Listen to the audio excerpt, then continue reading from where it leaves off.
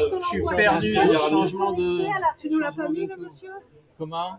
Monsieur Bois? Boisier, il me demande. Jean-Marc Boisier. Ah, c'est Jean-Marc. Jean-Marc Boisier. Sur un navigateur, n'importe lequel, il n'y a pas de mot de passe. Dites-moi, épelez-moi. Bois. U, U. Et tu te connectes avec ça, en tapant ça sur ton navigateur. Voilà. Donc on a déjà une personne. Z, IZ. Non, ils l'ont pas envoyé. D'accord. Voilà. Donc 25 €. Alors, D'accord. je te fais Oui, la il faut photo, parler dans je les l'envoie par groupes. Voulez-vous SMS, qu'on d'accord en espèces, ça va? On n'a pas de carte bleue. Oh, mais c'est très bien. Malheureusement, si vous aviez la monnaie, vous m'arrangez. Non, oui, attendez, je vais Ça essayer. y est, les portefeuilles se ferment. Tenez, 20 Ouais, déjà. si vous avez Bonsoir à cinq. vous tous. 5, c'est sûr que j'ai pas. Ah, j'ai là, 10. c'est embêtant. Bon, bah, Moi, écoutez, Guillaume, tout à Bois l'heure. 5 €, monsieur. responsable Ouais, de ouais. l'Occitanie Bois en 10, Force voilà, je Vive. me rappellerai. D'accord. Je vous donnerai. Et je suis Merci beaucoup. heureux Je de m'installe. Où vous voulez. Où vous voulez, oui, cette il y a plein de place. réunion débat. Débat, oui, parce que ce qu'on veut surtout, c'est échanger tous ensemble autour d'un thème important qui s'appelle la souveraineté. Pour la définir, et puis pour se rassembler tout autour. Parce que Force Vive, c'est avant tout un rassemblement d'idées, déjà. Force Vive, c'est une force de proposition. Et c'est une association qui a pour but, qui va rester pendant 25 ans, pour créer tous ensemble la France que nous voulons, la France que nous désirons, la France que nous choyons. Nous ne sommes pas un parti politique, nous sommes une association, je le répète. Et c'est cette association rassembleuse que l'on voit ce soir, et je vous félicite tous les représentants des différentes associations qui sont ici, qui sont venus nous rejoindre pour débattre de la souveraineté. Je parlais de l'appel du peuple avec son président, David Saforcada. Et oui, il est, s'il peut se lever. Et on peut le féliciter, on peut l'applaudir. Merci. Alliance du peuple avec Bernard Claudel. On l'applaudit aussi.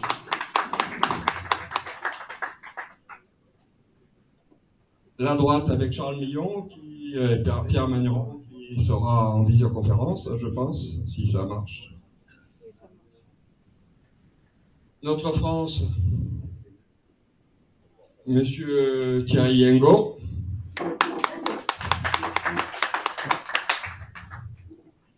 Et notre ami Grolin, Daniel Fabre. Félicitations à tous. Et puis, je cède de suite la parole au vice-président de Force Vive, Monsieur le Général Emmanuel de Richouft.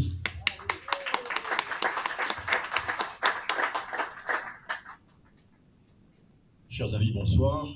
Pour ceux qui ne me connaîtraient pas encore, je suis donc le général de Richouft. Pour faire simple, attendez, il y a un... Venez, n'ayez pas peur. Ouais. Passez à la caisse d'abord. Passez à la caisse. Monsieur Victoria. Passez à la caisse tout de suite. Oui, pour ceux qui ne me connaîtraient pas encore, je suis le général de Richouft. Pour faire simple, 36 ans de vie militaire, 10 ans d'entreprise. Et une particularité, j'ai servi aussi dans les banlieues pendant 15 années, ce qui m'a valu le surnom. Donc je reprends, j'ai été sollicité il y a 1 an maintenant par un chef d'entreprise, notre président de Force Vive, qui m'a dit « Emmanuel, j'ai besoin de toi, nous avons besoin de toi, pour une association qu'on est en train de mettre sur pied, Force Vive, dont l'objectif est bien de réfléchir, de proposer des échéanciers, proposer un programme, proposer des orientations. À qui? Eh bien, à ceux qui veulent nous entendre, c'est-à-dire aux Français comme vous et moi, qui avons le cœur, qui avons la France chevillée au cœur, et qui souhaiterions que cette France soit autre chose que ce que l'on voit aujourd'hui peut-être, et véritablement que l'on réfléchisse comment faire avancer cette France pour sortir du marasme que nous lui connaissons. Et donc, avec un certain nombre de camarades, nous nous sommes mis au travail, d'abord en recrutant, pour essayer d'avoir autour de nous des compétences, des gens qui ont envie de faire, qui ont envie de travailler, qui ont envie de réfléchir, qui ont envie de travailler ensemble. Et c'est ainsi que Force Vive aujourd'hui peut s'enorgueillir d'être à peu près avec 200 personnes autour de lui, autour d'elle, qui, aussi bien en province qu'à Paris, eh bien, travaillent d'arrache-pied pour essayer de proposer un certain nombre de projets. Au cours de cette année, nous avons bien sûr, l'idée c'était d'agglomérer autour de nous un certain nombre d'associations, de structures, de partenaires, sans les absorber, ce n'était pas le but, mais véritablement de les amener avec nous, parce que l'union faisant la force, il était important que nous puissions là aussi parler, non pas d'une même voix, mais parler, faire entendre les clameurs du peuple vers le haut, de manière à faire réfléchir nos dirigeants sur ce qu'on peut faire ensemble. Alors, je crois que Jean-Pierre a oublié dans son annonce à l'instant quelqu'un d'importance qui a, je dois dire, marqué la France au cours de l'année dernière.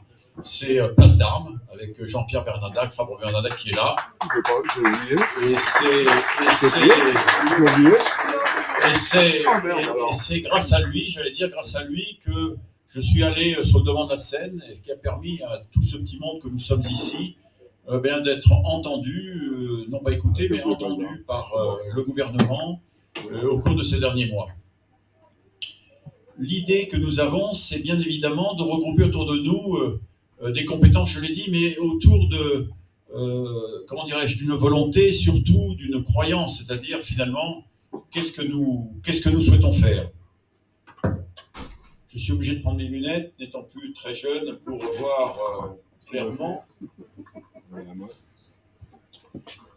Et nous nous sommes regroupés autour de textes fondateurs, mais je laisserai ensuite Pierre-Louis vous évoquer tout ça. Je voulais simplement vous dire, quelle France voulons-nous? Quelle France voulons-nous? C'est-à-dire qu'il était important que nous puissions, autour d'un texte simple, autour d'un texte éclairant, pouvoir nous regrouper. Je vais vous lire en quelques minutes, en quelques instants, ce que nous souhaitons. Nous voulons un peuple de citoyens solidaires, partie prenante de la vie économique et politique de leur patrie, responsables de leur destin.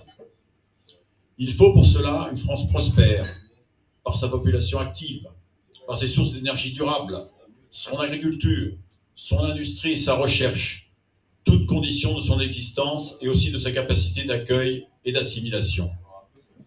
Une France s'adaptant à la raréfaction des ressources, au changement climatique, capable de proposer des solutions aux défis qui se posent au monde, de combattre un mondialisme qui tendrait à servir en premier lieu les intérêts particuliers. Une France éducatrice, juste, assimilatrice, fière de sa culture et de son passé, confiante dans son avenir. L'État-nation est la cellule de base de l'organisation mondiale. Nous voulons que la France perdure en tant que nation autonome et rayonnante, une France forte, unie, souveraine, pour ne pas être vassale.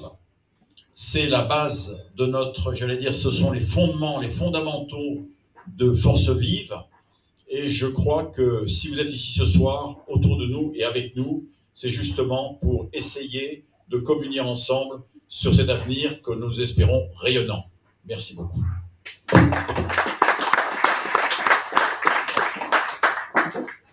Monsieur Pierre. Monsieur le directeur général de Force Vive, Pierre-Louis Santos.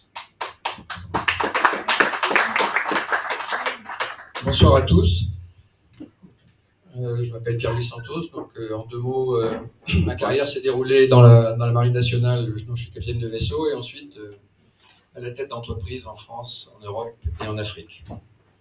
J'ai ensuite été directeur général de la Manif Portos au moment des grandes manifs.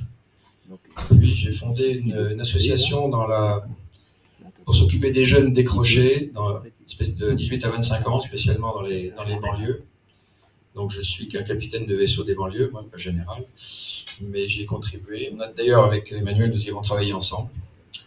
Et puis j'ai donc été, on m'a appelé chez Force Vive au mois de mai dernier pour prendre les responsabilités de direction générale, c'est-à-dire surtout d'organisation de toute la partie pratico-pratique, à l'exception de la doctrine à laquelle je participe mais que je ne rédige pas. C'est quoi ça?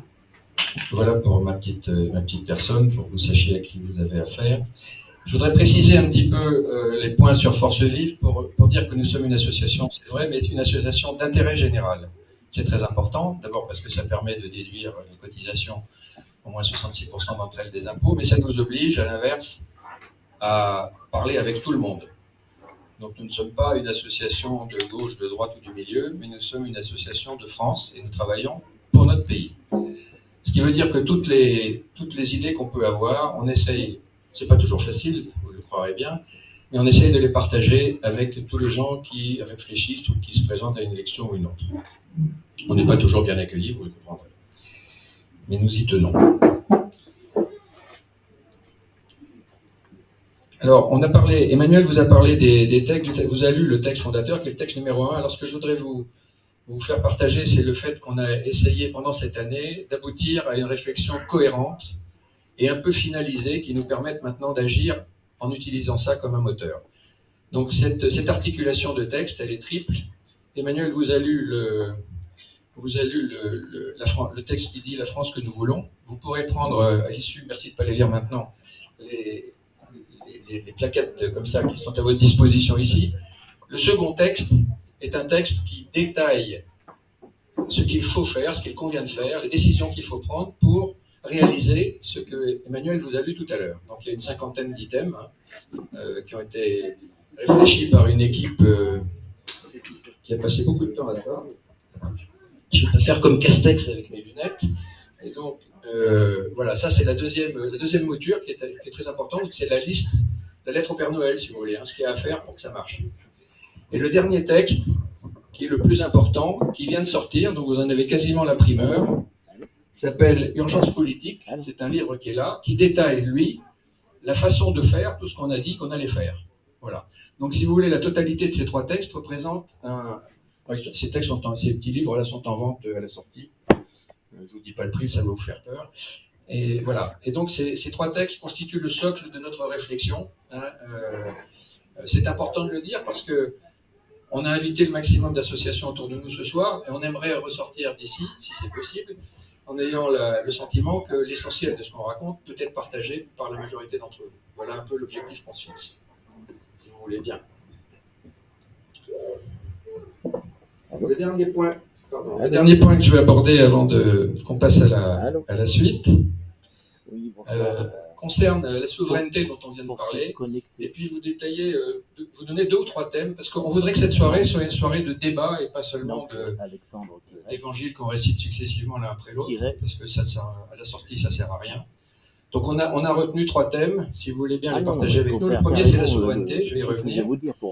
Le second, c'est un thème économique, puisqu'on participe à la rédaction de certains programmes pour certains candidats qui veulent bien écouter ce qu'on leur dit ou lire ce qu'on leur écrit. Donc il y en a un pour lequel on a écrit en particulier un document qui concerne Là, vous avez une erreur de syntaxe. le déficit commercial français, qui, comme vous le savez, est absolument énorme. On n'a jamais vu ça. Et M. Bayrou a eu une très bonne idée. Il a fait sortir par le commissariat au plan la liste des 900 premiers points qui constituent ce déficit. Donc, comme il y a un certain nombre de gens qui se disent souverainistes et qui veulent réimpatrier tout un tas de productions, ce document est essentiel pour la réflexion de base, c'est-à-dire que ça dit là où on perd, pour voir si on peut arrêter de perdre dans un certain nombre de domaines. Donc, c'est un sujet qui est intéressant à aborder, ça oblige à réfléchir un peu et à ne pas dire yaka. Voilà, donc on voudrait partager ça. Le deuxième sujet, c'est les banlieues, sur lequel Emmanuel a écrit disposition. Et le troisième, c'est la souveraineté. Alors la souveraineté, tout le monde est souverainiste aujourd'hui, vous avez remarqué, même les pires mondialistes se disent souverainistes. Donc en fait, on a essayé, très modestement, de définir une souveraineté qui est celle qui nous sert de guide, qu'on a baptisée la souveraineté 2.0, pour faire moderne. Je vous la décris très rapidement. On ne peut pas être souverain dans tout. Si quelqu'un vous dit qu'il veut être souverain, qu'il veut que la France soit souveraine dans la construction automobile, vous pouvez dire tout de suite que c'est un menteur. Donc il faut avoir des objectifs qui soient raisonnables, qui soient atteignables. Sinon on n'est pas crédible. C'est ce que nous font tous nos politiques depuis toujours. Ils nous mentent tout le temps et ils ne font jamais rien. Donc on essaye d'être concret. Donc on a défini 3 niveaux de souveraineté.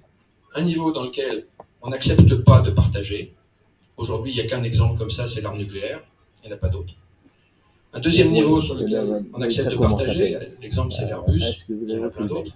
Et le troisième qui est libre parce qu'on ne le considère pas comme essentiel et nécessitant une souveraineté absolue. Donc on a commencé à réfléchir aux sujets qui sont dans les cases en question. Je vous en cite quelques-uns, et puis je m'arrêterai là-dessus. Pour ceux pour lesquels on veut être totalement souverain, il y a évidemment l'arme nucléaire et tout ce qui va avec, un certain nombre de domaines d'armement. Il y a ensuite un sujet qui est très différent qui s'appelle le droit. Vous savez qu'aujourd'hui, le droit français est toujours soumis, que ce soit à la CEDH ou à la Cour européenne de justice, donc on n'est plus maître chez nous, notre droit n'a plus de valeur. Donc voilà un point sur lequel il faut absolument c'est notre idée, qu'on recouvre notre souveraineté, qu'on puisse décider ce qui est bon ou mauvais pour la France, sans demander aux Ouzbeks s'ils sont d'accord. Le troisième point, c'est le numérique. Alors dans le numérique, quand on vous dit qu'on peut être souverain dans le numérique, c'est pas vrai. Il faut donc choisir à l'intérieur du numérique les domaines dans lesquels on veut être souverain et mettre le paquet là-dessus. Le quatrième point, c'est évidemment l'industrie, mais pas toute l'industrie, certaines parties de l'industrie. Merci. Je vais m'arrêter là. Il y en a d'autres, et je souhaite que le débat qu'on va mener ensemble nous amène à avoir vos idées sur la question et qu'on puisse en débattre. Voilà, donc je vous propose qu'on commence par les banlieues, comme ça Emmanuel va reprendre la main, et donc il va vous dire rapidement quelle est sa thèse sur le sujet, et puis ensuite on se donnera 5 à 10 minutes de débat, et on fera la même chose sur les 4 sujets que j'ai cités. Ça vous convient? Oui, non? Oui. Oh là là, oui, non? Encore un peu mieux? Oui, non? Ah, voilà, je vous le passe. Oui, alors on a pensé ce soir qu'il était intéressant, puisque vous êtes là tous représentants de familles, j'allais dire politiques au sens noble du terme, que nous puissions échanger. Tout ce qui va être dit ici ce soir sera enregistré, de manière à ce que nous puissions faire un compte-rendu qui nous sera important. Alors, les banlieues, c'est un vaste sujet, comme aurait dit un général qu'on connaît bien, vaste problème. Donc, je me suis attaché à réfléchir longuement sur ce sujet, ayant travaillé pendant une quinzaine d'années avec des gens des banlieues, pour des gens des banlieues. Et je suis parvenu à la réflexion suivante. C'est que rien n'est fait pour l'instant pour réussir en banlieue. C'est-à-dire que l'État voilà. Pourquoi ? Je vais passer rapidement parce qu'il y a à peu près 6 ministères qui s'occupent des banlieues, sans se parler. Il y a de l'ordre de 60 000 associations diverses et variées qui s'occupent d'insertion et de formation, sans se parler vraiment. Et puis, il n'y a pas vraiment d'intérêt politique, parce que c'est un problème, c'est sérieux, c'est difficile, c'est compliqué, et qu'il faut mieux finalement mettre le couvercle sur la cocotte et ne jamais le soulever, et appuyer bien fort. Et donc on déverse des milliards chaque année, et ces milliards engraissent, ou du moins sont déversés vers des associations, vers des structures, des formateurs, etc. Et finalement, quand la monnaie, l'argent arrive en bas, il n'est pas utile, ou pas forcément utile pour faire ce que l'on a à faire. Alors la réflexion que j'ai menée, j'ai sorti il y a un mois, un manifeste qui fait pas mal de bruit. Si vous voulez, je propose des solutions, qui sont des solutions pour que les jeunes comme les moins jeunes puissent être français finalement, parce que c'est ça que l'on veut. C'est-à-dire comment accrocher une population qui est en 2e, 3e, 4e génération d'immigrés en France, des enfants, des petits-fils, des fils et des petits-fils, comment peut-on les raccrocher au navire France? Comment peut-on les réinsérer? Parce que quand vous parlez avec eux, ils sont français, ils sont insérés, ils se disent insérés, mais ils n'ont pas la même vision que vous et moi sur la France. La première des choses, je crois, c'est faire un audit. C'est-à-dire que ce sera la première fois qu'il faille faire un audit complet de qui fait quoi, combien ça coûte et qu'est-ce qu'on a comme résultat. Qu'est-ce qu'on a comme résultat? La deuxième chose à faire, c'est une réorganisation complète de l'État, avec une politique de la ville, qui soit véritablement dédiée à ce problème. Aujourd'hui, comme je vous le dis, il y a un innombrable personnes qui s'occupent des banlieues. La troisième chose, c'est avoir de l'encadrement qui permette de travailler vers ces jeunes. Ces jeunes, finalement, c'est qui, c'est quoi? C'est des jeunes, moi j'appelle ça 18-25 ans, en attente, en réflexion pour gagner la France, mais finalement disant je vous tends la main, vous la prenez pas, j'ai des mains molles en face de moi, j'ai des gens qui me promettent la lune et qui ne tiennent pas parole, et moi j'ai envie de m'en sortir. Alors il y en a d'autres qui disent moi je ne veux pas m'en sortir, je m'en fiche, mais ceux-là c'est pas intéressant. Il faut se focaliser sur ceux qui sont sur le fait du toit et qui risquent de basculer dans le terrorisme, la délinquance, la drogue, etc. Je vous laisse imaginer tout ça. Donc il faut un encadrement. Cet encadrement, où le prend-on? Je propose deux types d'encadrement. Un encadrement issu bien sûr des banlieues, issu des formateurs de banlieue. Il y en a quelques-uns qui sont des gens remarquables, mais là aussi il faut faire le tri. Et la deuxième chose, c'est prendre des militaires.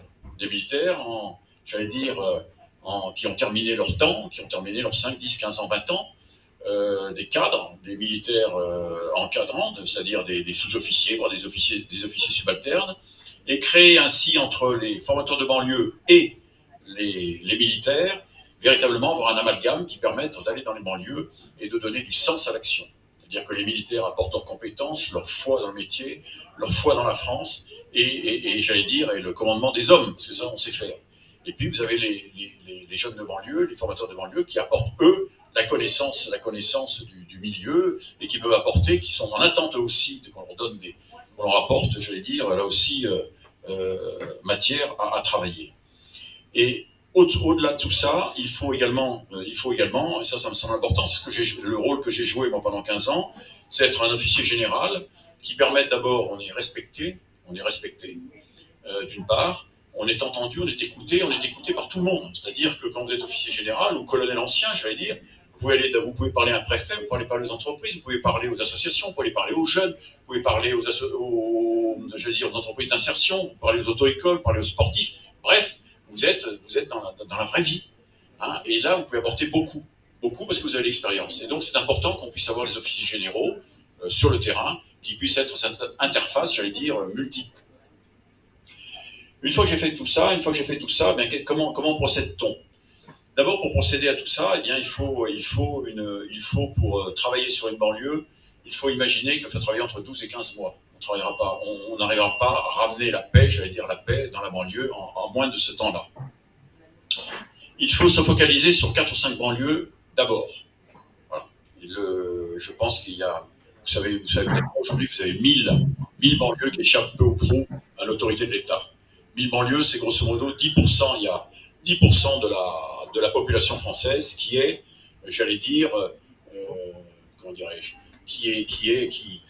qui est dans ces banlieues, qui souffre, de cet état, qui est cloîtré le soir, parce que le soir, à partir de 18h jusqu'à 8h le matin, il n'y a plus de force de police, donc c'est la ville, la banlieue est laissée, à l'abandon et laissée aux bandes, donc c'est quelque chose. Donc, il faut restaurer l'autorité. Pour restaurer l'autorité, il faut véritablement travailler sur une durée longue.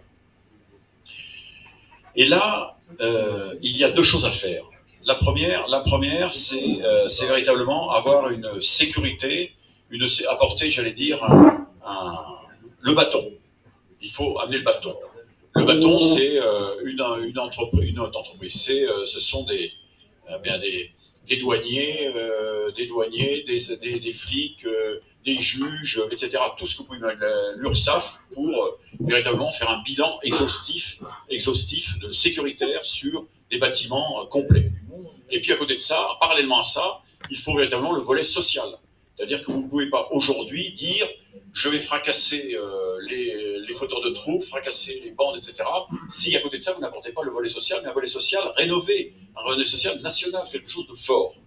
Et ça, c'est extrêmement important. C'est-à-dire qu'il faut donner l'espoir. Il faut redonner l'espoir, il faut donner un but dans la vie, il faut donner de l'enthousiasme, il faut forger les esprits à faire véritablement, à se donner à fond pour gagner la France. Alors là où ça fait de grand bruit, c'est que je dis aujourd'hui la police n'est pas la bienvenue dans les banlieues. La police c'est le chat noir. La police ce sont les hommes et les femmes que l'on fracasse le soir quand ils arrivent, à qui l'on tire à boulet rouge avec voilà. Donc ils sont pour un oui, pour un non d'ailleurs, ils y sont pour rien, mais c'est comme ça. Donc là, j'y mets les armées, c'est-à-dire que j'y mets les armées pendant quelques temps. Je prends une compagnie, comme je l'ai fait moi dans le cadre de manœuvres où j'allais dans les villes, et je peux vous dire que là aussi, c'est porteur. Hein. On change de braquet et l'État montre là l'intention qu'il a de véritablement reprendre en main ces banlieues et redonner de l'espoir. Voilà un petit peu le souci que j'ai. Après, bien évidemment, tout ceci débouche sur une aventure, l'aventure sociale. L'aventure, j'allais dire, au-delà du social, c'est véritablement redonner sens à la vie, amener les jeunes vers un cursus complet et bien sûr administratif, économique, etc. Et ça, c'est quelque chose qu'on sait faire, qu'on sait parfaitement faire et qui peut être fait. Donc, ce que je vous demande là maintenant, c'est de pouvoir répondre, proposer dans cette optique-là. Qu'est-ce que nous pouvons faire? Qu'est-ce que vous proposez? Merci beaucoup. Merci, général.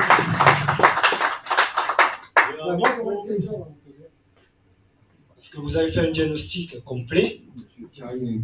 Oui, pardon, Thierry Liengro, Notre France. Par contre, je pense que vous avez omis de parler du rapport à l'identité nationale, déjà, hein, qu'il faut reconstruire. Et ça ne se fait pas simplement en envoyant des troupes dans les quartiers. L'identité nationale, c'est la cohésion du peuple français, hein, qui donne cette transcendance à la patrie. Mais moi, je pense que dans tout ce que vous avez énuméré au niveau des différentes institutions, vous avez omis quelque chose d'important, c'est l'école. Il y a deux micros là. Non, je rassure, j'ai pas omis du tout, j'ai omis d'en parler parce que bon, le temps passe et j'ai pas le temps de descendre dans les détails. Mais bien sûr, l'école est capitale. L'école, c'est le fondamental. Mais vous savez très bien que comme moi, que de l'école dans les banlieues, c'est une école comme il en existe ailleurs. C'est pas ça qu'il faut. C'est une école comme on avait avec comme moi j'ai connu, mes parents connus. C'est-à-dire une école, voilà, avec les professeurs désignés, on travaille, voilà, on n'est pas sur une école, vous voyez, voilà, on apprend à lire, écrire, compter et se comporter. Et puis voilà. Et ça, c'est quelque chose. Et même dans cette école-là, elle doit être secondée par les écoles spécifiques qui sont aujourd'hui, j'allais dire, on montre du doigt, on ne peut pas les voir, mais toutes les écoles tenues, là, je ne sais plus comment ça s'appelle, toutes les écoles que j'ai connues, l'école de la deuxième chance, etc. Vous voyez, tout ça, il y a tout ce, voilà, tout ça, ça existe. Ah, si, ça marche bien. C'est dans le principe de globalité. Mais le globalité, ne vous inquiétez pas, je globalité. Non, mais je vous assure. Ouais, bien sûr. J'ai un micro là pour les... Programme scolaire. Non, mais c'est sûr ça. C'est une école adaptée à chaque type de citoyen. Oui, bien sûr, à la base. Parce que vous avez des tas de jeunes qui ne travaillent plus, qui sont désertés l'école. J'ai un micro pour... Vous vous présentez, puis on discute. Oui, président. Oui, madame. Oui, bonjour. Oui, de Non, moi, ça marche très bien. Bon. Je disais, c'est effectivement l'école, mais l'école à la base, on n'est pas l'école de la deuxième chance, c'est l'école. Mais vous avez Voilà. Je sais, j'ai vécu, j'ai suivi ça pendant 15 ans, donc je suis parfaitement. Vous avez l'école elle m'écoute pas, elle m'écoute. Vous avez l'école à la base, on est bien d'accord. Vous avez des enfants qui ont quitté le collège ou l'école à 12 ans, qui font le chouf dans les banlieues, qui sont les cages d'escalier, et que vous récupérez à 15 ans. C'est ceux-là, vous n'allez pas les remettre à l'école comme les autres. Vous allez les retrouver chaussures à leurs pieds, vous voyez ce que je veux dire. Donc tout ça, ça demande une réflexion de fond, de voir sur le terrain qu'est-ce qui existe, et de faire travailler ensemble tous les gens. Aujourd'hui, personne ne travaille ensemble. Personne ne veut travailler ensemble. Chacun dans son petit studio. Moi, ce que j'ai essayé de faire pendant 15 ans, et ça a très bien marché, c'est de faire un collectif. Et ce collectif, ça fonctionne. Ça demande du temps, mais ça fonctionne, parce que les gens se rendent brusquement compte que quand on est nombreux, quand on est dans une espèce de coalition, ça marche mieux. Mais je suis tout à fait d'accord avec vous. Mais il faut globaliser tout ça. Oui, Président.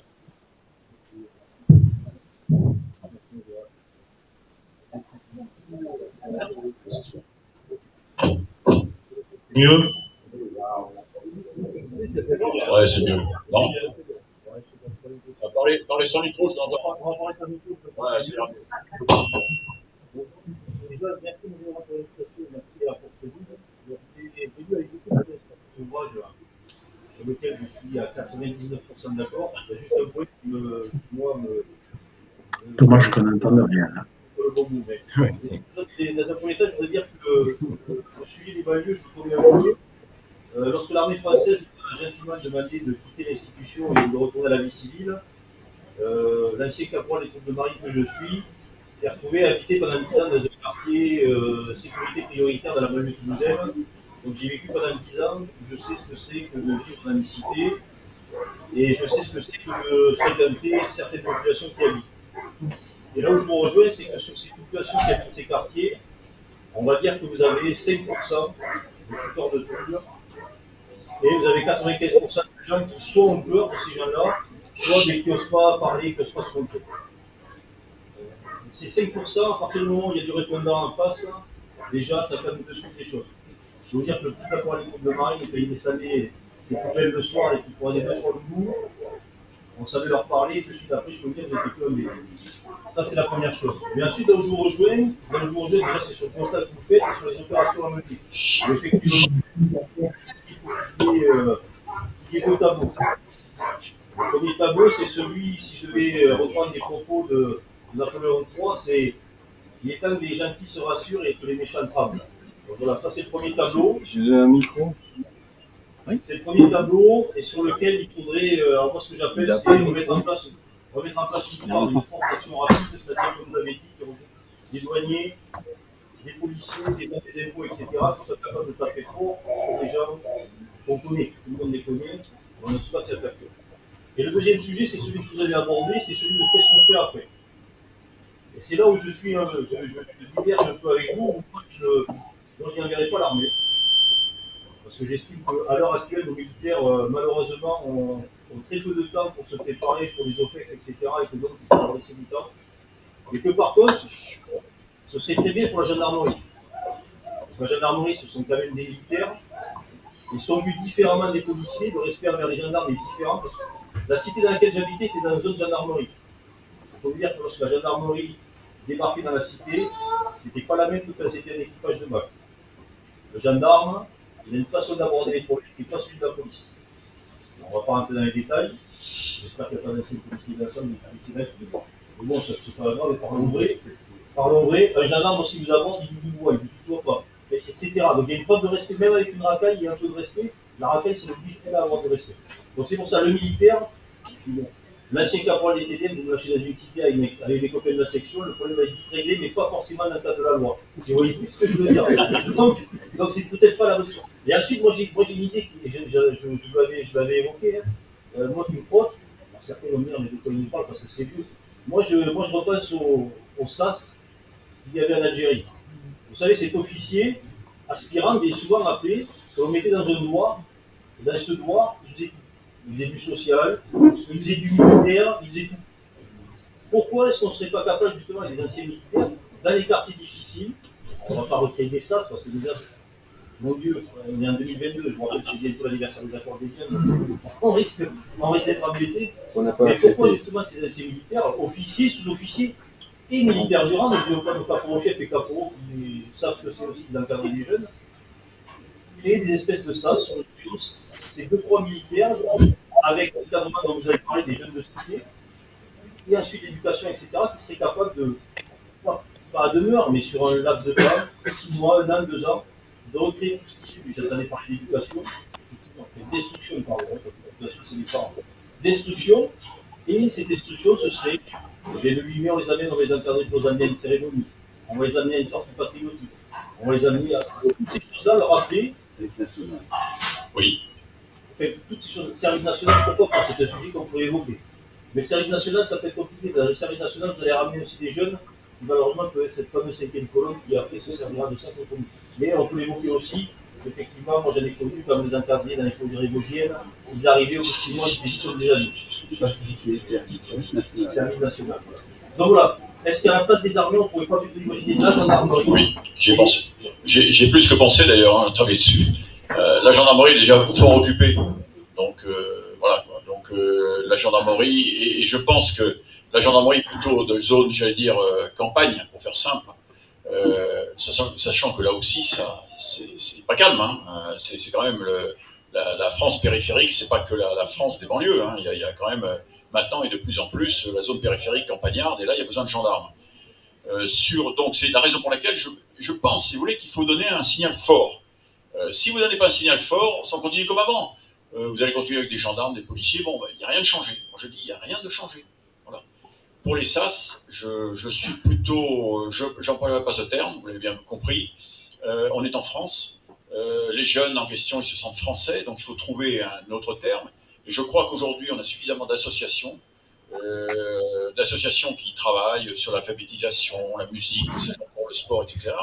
Et c'est ces gens-là qu'il faut convaincre et qu'il faut amener à travailler ensemble, avec lesquels il faut travailler ensemble. Voilà. Donc moi, je reste sur ma position. Après, on pourra en discuter. Voilà. Merci beaucoup.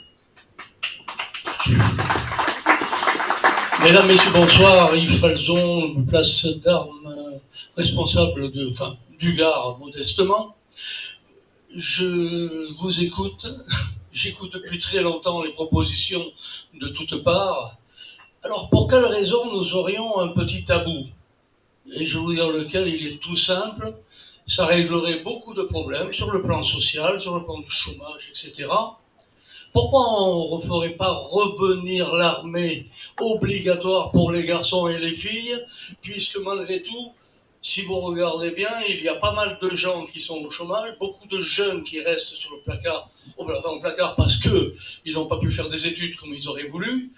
Donc je veux bien, mais on sert un petit peu leur plat avec la drogue, avec les problèmes que l'on rencontre tous les jours, les agressions.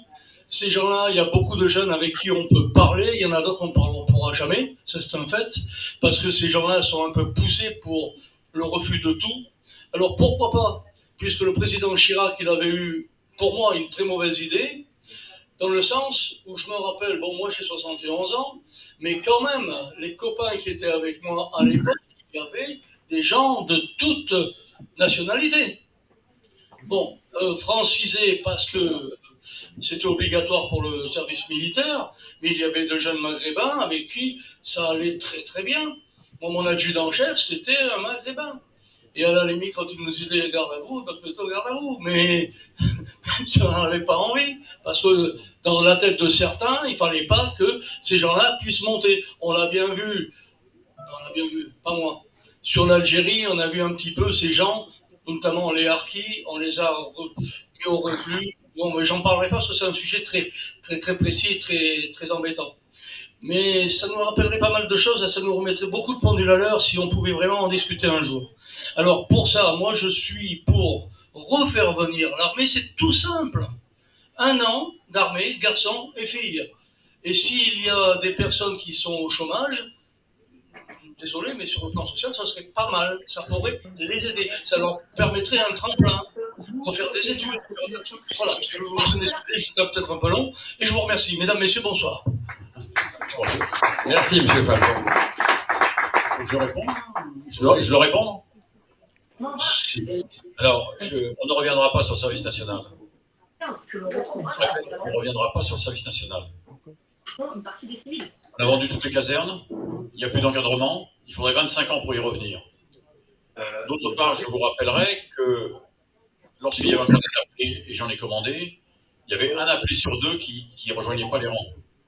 C'est-à-dire qu'il y avait un appelé sur 2, et généralement c'était le haut de gamme, qui était pistonné, fils à papa, et il y avait tout un bureau au ministère de la Défense qui exemptait ces gens-là pour aller dans les armées. Donc on avait des gens des banlieues, et dans les gens des banlieues que l'on avait, il n'y avait pas les doubles nationaux. Et à l'époque, il n'y avait pas les filles. Voilà. Aujourd'hui, une classe d'âge, c'est 800 000, et vous n'aurez jamais la possibilité, la capacité de remettre, de refaire un service national. Donc c'est la raison pour laquelle il faut chercher autre chose. Voilà.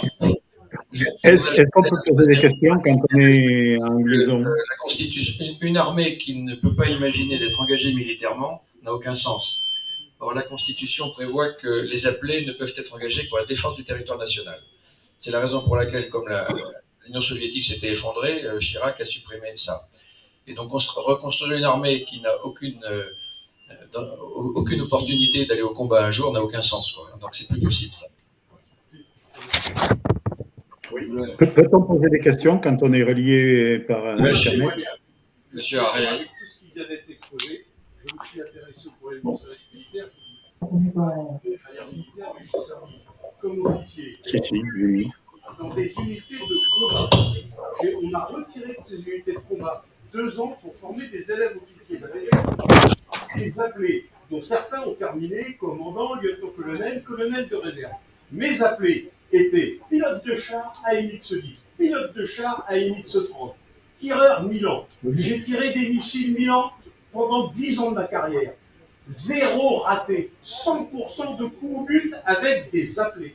Les appelés étaient tireurs d'élite, ils étaient mécaniciens auto, cuisiniers, ils faisaient tout, c'était les meilleurs soldats du monde quand ils étaient bien commandés.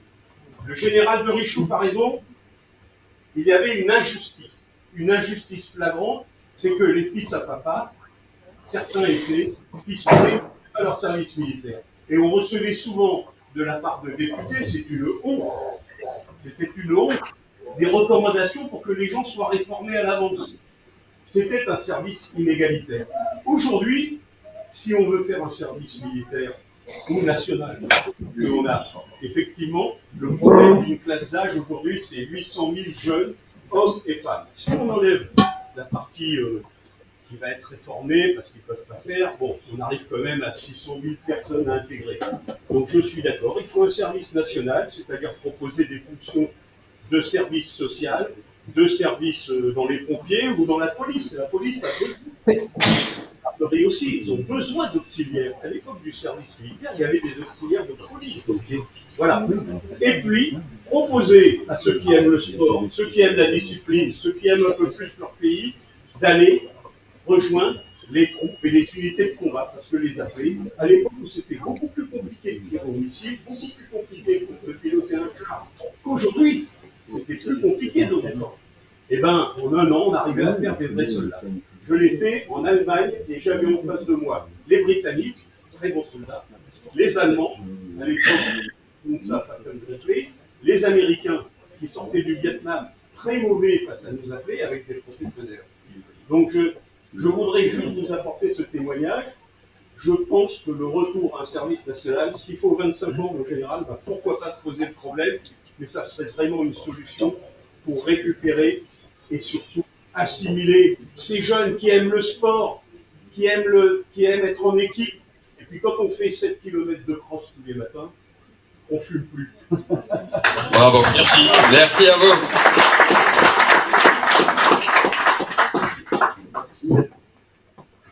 Ça marche là? Non. On peut intervenir quand on est sur Internet ou pas? Apparemment, non. Apparemment, Oui. non. Hein. Merci de vos interventions. On va passer à un autre sujet parce que sinon, comme ça passionne à peu près tout le monde, on en a pour la soirée. Qu'est-ce qu'il y a? Il y a une personne en visio qui demande s'ils peuvent intervenir. Il y a une personne en visio. Voilà. Il pourrait intervenir peut-être tout à l'heure, mais.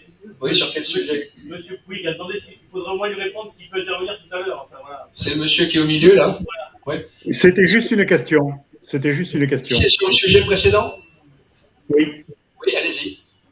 Allez-y. Oui, je trouve qu'on a passé quelque chose sous silence, c'est-à-dire que ce sont les mineurs qui traînent dans les banlieues pour plusieurs raisons, parce que les maires sont souvent seuls, à tort ou à raison, vraies ou fausses, mais c'est souvent dans des grandes solitudes, et ces gamins sont laissés à eux-mêmes. Est-ce qu'il ne faudrait pas rétablir des centres pour les rééduquer, avec une formation à la fois d'anciens militaires, pour leur apprendre les valeurs de la France, et une formation mathématiques, histoire, géographie, français, etc., l'éducation de base, pour justement les remettre au bout de 2 actes de délinquance, qu'on ait des jeunes qui soient remis dans le droit chemin, puisque les familles et les lieux ne sont pas capables. Voilà, merci. Oui, vous avez raison, et si vous avez l'occasion de lire mon ouvrage, vous aurez toutes les réponses, ou à peu près toutes les réponses, puisque c'est véritablement un cursus complet que je souhaite, sachant qu'on démarre sur 12 mois, 15 mois, bien évidemment, mais après, normalement, si le cursus est bien fait, eh bien les jeunes comme les moins jeunes ont un avenir pour le pays et dans le pays. Voilà. Voilà, c'est bien. Merci. Très bien. Merci, monsieur. Merci, monsieur. Donc, pas sur ce sujet-là, on arrête là. Non, oui. sur le sujet que vous avez soulevé tout à l'heure, sur les décrets de souveraineté, les échelles de souveraineté. J'y arrive bien. Ah, d'accord. J'essaye. Voilà, donc on va s'arrêter sur ce sujet. Je pense que l'essentiel des idées, de toute façon, comme on vous l'a dit tout à l'heure, tout ça a été enregistré et on fera un compte-rendu que vous recevrez tous. Donc on va changer maintenant, on va parler de souveraineté. Donc je vous ai dit tout à l'heure comment force vive voyait la souveraineté. Nous avons parmi nous quelqu'un qui veut intervenir tout de suite sur ce sujet, donc je vais lui laisser la parole. Vous voulez bien venir? Voilà. Je vais le laisser se présenter. Voilà. Oui, bonsoir. Je m'appelle Bernard Claudel. Je suis avec vous. J'étais déjà venu une première fois. Je remercie d'ailleurs le général de Richoux. Je remercie le président de m'avoir réinvité. Je voudrais juste dire, si vous permettez, avant qu'on parle de souveraineté, quand même juste une petite virgule sur le travail que fait le général de Richoux, que nous avons accueilli sur notre chaîne de télévision qui s'appelle tvadp.fr. Je suis un enfant des cités. J'ai entendu le caporal tout à l'heure qui disait qu'il avait vécu dans une cité. Moi, j'ai vécu dans une cité qui est réputée comme étant la plus pire de France. C'est la Bricarde à Marseille, quartier nord, où la police, bien sûr, ne rentre pas, ni la gendarmerie. Donc, je connais la vie des cités. Je suis l'aîné d'une famille de 10 enfants. J'ai connu le drame des cités. Le 15 du mois, on n'a plus rien à manger. On va faire les poubelles pour se remplir l'assiette ou avoir 1 kilo de patates à midi quand on est 12 personnes à table. Donc je remercie franchement profondément du fond du cœur l'action qui est menée par ce général, parce que malheureusement, quand on voit les candidats qui prétendent devenir nos représentants, il n'y en a aucun qui parle de cela. Donc je vous remercie. Et je voudrais aussi vous remercier à tous, parce que je suis vraiment surpris. Je ne suis pas là ce soir dans une soirée des cités, je suis avec des gens de Bonalois qui avaient a priori tous une bonne situation, et que je pense que Force Vive, moi je suis un des représentants, un des coprésidents de l'Alliance du Peuple, et j'estime que toutes les valeurs que vous défendez au sein de Force Vive sont absolument des valeurs magnifiques. Et en fait, nous, notre première valeur dans l'Alliance du Peuple, c'est l'humanisme. Et je trouve que face à moi aujourd'hui, autour de ces tables, j'ai des humains et je vous remercie pour cela, parce que le fait que vous puissiez vous occuper des enfants des cités, moi je me pose des questions, c'est absolument miraculeux de voir des gens comme vous pouvoir en parler. Donc je vous félicite et je vous remercie de le faire. Voilà. Concernant la souveraineté, ben écoutez, nous, bien sûr que l'Alliance du Peuple, c'est défendre cette souveraineté parce qu'on en a besoin, parce que notre pays est malmené. Donc il y a aussi, dans le cadre de cette souveraineté, je sais qu'il y a des gens de Place d'Armes, moi j'ai rencontré des gens de Place d'Armes et je sais que ils font un petit peu de politique, certains, donc je ne vais pas venir sur ce débat-là parce que moi, dans l'Alliance du Peuple, on a pris la décision de ne parler à aucun politique, puisqu'on est une organisation qui défendons une organisation citoyenne au niveau national. Donc notre objectif, on est dans 10 régions sur 13 aujourd'hui, c'est de défendre une citoyenneté. On n'est pas obligé aujourd'hui pour défendre notre pays de faire de la politique. Quand on n'a pas sur notre front écrit gauche ou droite. Donc notre objectif aujourd'hui, c'est de développer un mouvement citoyen dans toute la France. On a aussi l'Italie, on a l'Espagne, on a le Portugal, on a la Belgique, on a la Suisse qui nous ont rejoints. En 2 week-ends, on a fait 160 000 adhérents en Italie. Donc on a cette télévision qui va nous aider. Et moi, franchement, mon objectif serait, c'est pour ça que je suis là, si Monsieur le Président était d'accord, ce serait que vous portez très très bien ce que vous faites. Nous, on serait, moi personnellement, étant le créateur de la chaîne de télévision tvadp.fr, on a demandé d'ailleurs au général de revenir. Ce serait, pourquoi pas, de travailler avec vous, parce que les valeurs que vous portez, franchement, sont magnifiques. Il faut le faire savoir, il faut le faire connaître en France. J'ai entendu que vous étiez 200. Non, il ne faut pas être 200, il faut être 20 millions à porter force vive. Et donc, si on peut vous aider dans le cadre de l'Alliance du Peuple, eh bien, écoutez, on sera vraiment ravis. Voilà, je vous remercie. Merci beaucoup de ces bons mots. Comme j'ai déjà eu l'occasion de vous le dire lors de nos précédentes rencontres dans le Var, Force Vive est prête à collaborer avec vous. Voilà. Vous vouliez intervenir, monsieur, là, sur la souveraineté? Oui, mais je ne sais pas si c'est une intervention telle comme on l'avait proposé ou si c'est sous forme de question. C'est comme vous voulez, mais bon, vous faites quoi? Avant de donner la parole à Daniel Fabre. Non, je suis le cours d'attention. D'accord, non, mais il faut effectivement, si, avant de poser une question ou avant de répondre, ce serait bien de vous représenter pour que tout le monde vous connaisse mieux. Merci. Voilà, donc je repasse la parole à Monsieur Yengo. Donc, il va... Monsieur Yengo, délégué régional de notre France. Donc, je reviens sur ce que vous avez dit en longtemps. Je vais le faire. On recommence. Donc, Thierry Yengo, délégué régional pour notre France, dont le président d'honneur est Henri Guénon. Donc, pour revenir à ce que vous avez soulevé en longtemps tout à l'heure, quand vous avez pris la parole, notamment sur les échelles de souveraineté, il y a quelque chose que je n'arrive pas à capter. Parce qu'à partir du moment où on est tenu par des traités, je ne sais pas comment on peut retrouver une certaine souveraineté. Sachant que ces traités, et l'un d'entre eux le plus important par rapport à Maastricht, l'Union européenne, on ne va pas faire étalage sur l'Union européenne, mais quand même, ça rejoint ce que je disais tout à l'heure par rapport à l'identité nationale. Il est inscrit dedans qu'on est citoyen européen. Donc on est citoyen français, mais aussi citoyen européen. Donc quelque part, c'est universel qui est représenté pour aller vers un principe internationaliste. Bon. Et de l'autre côté, moi je pense qu'on peut fonctionner autrement. On n'a pas besoin, on peut garder notre souveraineté. Et n'oubliez pas, le général de Gaulle, ce qu'il voulait, c'était une Europe de la coopération, une Europe des nations. Il ne voulait pas une Europe fédérale. Et là, on nous amène tout droit vers une Europe fédérale. Et c'est le général tout à l'heure qui a parlé de mondialisme aussi. Et on rentre en plein dedans. Bon, comment voulez-vous après être chef ou général chez vous? C'est pas possible. Et on peut très bien travailler simplement dans le cadre contractuel. Je ne vois pas pourquoi on a besoin de rentrer dans un principe d'orientation et d'absorption par rapport à des traités, alors qu'on peut le faire autrement. Voilà. C'était ce que je voulais soulever. Mais bon, j'avais préparé une intervention, mais je ne vais pas la lire. C'est trop long. Je vais essayer de vous répondre. Dans ce que j'ai dit tout à l'heure, je n'ai peut-être pas assez souligné, excusez-moi, mais il y a vraiment la volonté de renverser la table. Quand on dit qu'on veut reprendre la souveraineté de notre droit, d'accord, ça englobe ce que vous dites. Hein, c'est-à-dire qu'une fois qu'on aura renversé ça, on sera beaucoup plus maître chez nous. C'est pour ça et il y a des tas de domaines comme ça, il y a des traités qu'on peut renverser. Si vous voulez, l'analyse qu'on fait, c'est que l'Europe sans la France n'existe plus. On a une position de force quand même. Maintenant qu'il n'y a plus les Anglais, il y a les Allemands et nous.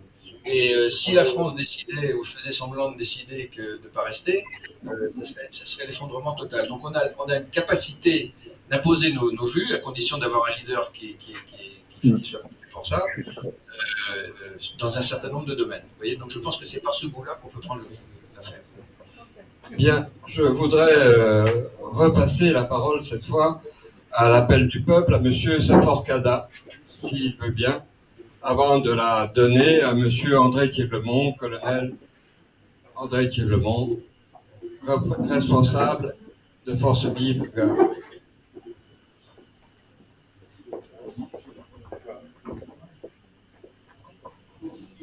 Merci beaucoup. Petite rectification, c'est l'appel au peuple, pas l'appel du peuple. C'est pareil, ne vous inquiétez pas. C'est juste on va pas j'oublie. On va pas chipoter. Voilà. Donc, parler souveraineté, Parler souveraineté, c'est quelque chose d'important, d'autant plus que l'actualité d'aujourd'hui nous rattrape de plein fouet et vient braquer la lumière justement sur la souveraineté. Mais avant de parler souveraineté, parce qu'on va avoir la souveraineté avec un grand S, nous, à l'appel au peuple, nous partons du principe qu'il existe 4 souverainetés, qui sont plus ou moins défendues en fonction des candidats ou des couleurs politiques. Donc il y a ce qu'on va appeler la souveraineté nationale ou l'indépendance nationale, c'est celle qui va nous préoccuper aujourd'hui avec ce qui se passe notamment en Ukraine, donc la souveraineté nationale. On va aussi trouver la souveraineté populaire, d'où l'appel au peuple. D'accord, souveraineté populaire, et qui elle aussi, vous verrez, elles sont toutes interconnectées. Donc la souveraineté populaire, alors vous l'avez abordé aussi lorsque vous avez dit qu'on aurait, si j'ai bien noté, 3 strates de souveraineté. Hein. C'est la souveraineté exclusive, la souveraineté partagée, et puis la souveraineté libre. Alors, souveraineté libre, il faut voir ce qu'on met dedans, parce que... Le reste. Ouais, le reste. Ouais, bah, le reste, ça fait du pudding, quoi, au bout d'un moment, hein, ou on achète par moitié. Donc, il y a des passerelles, hein, je veux dire. Non, je plaisante. Vous savez, à Toulouse, on est très porté sur les mots. Donc, deux autres souverainetés, une qui est la souveraineté économique, d'accord, donc dans laquelle justement on peut retrouver la souveraineté partagée, la souveraineté libre et la souveraineté exclusive, bien entendu. Et ensuite, il y a une 4e souveraineté que moi je vais appeler la souveraineté culturelle et que certains candidats appellent la souveraineté identitaire. Et moi, la souveraineté identitaire, moi, ça me pose un peu plus de problème parce que ça veut dire qu'on voudrait exclure justement peut-être ces jeunes de banlieue dont on parlait à un moment donné. Donc voilà, mais pour moi, la vraie souveraineté, c'est celui ou celle ou le mouvement qui va être capable de regrouper les 4 que je viens de vous nommer. Souveraineté nationale, souveraineté populaire, souveraineté économique, souveraineté culturelle. Là, aujourd'hui, vous avez des candidats qui défendent une souveraineté culturelle, mais la souveraineté populaire, c'est pas trop leur... Ils s'en fichent un peu. Vous en avez d'autres qui vont être fans de la souveraineté économique, mais bon, au sein d'une Union européenne qui nous bouffe de l'intérieur. Donc, alors que la souveraineté, ça doit être ce tout. Donc, on va parler de celle qui nous intéresse aujourd'hui, et vous l'avez évoqué en parlant de l'Europe, c'est la souveraineté nationale. La souveraineté nationale, comme on l'a vu aujourd'hui, le but, c'est pas d'être pro-Biden ou anti-Biden, c'est pas ça. Hein.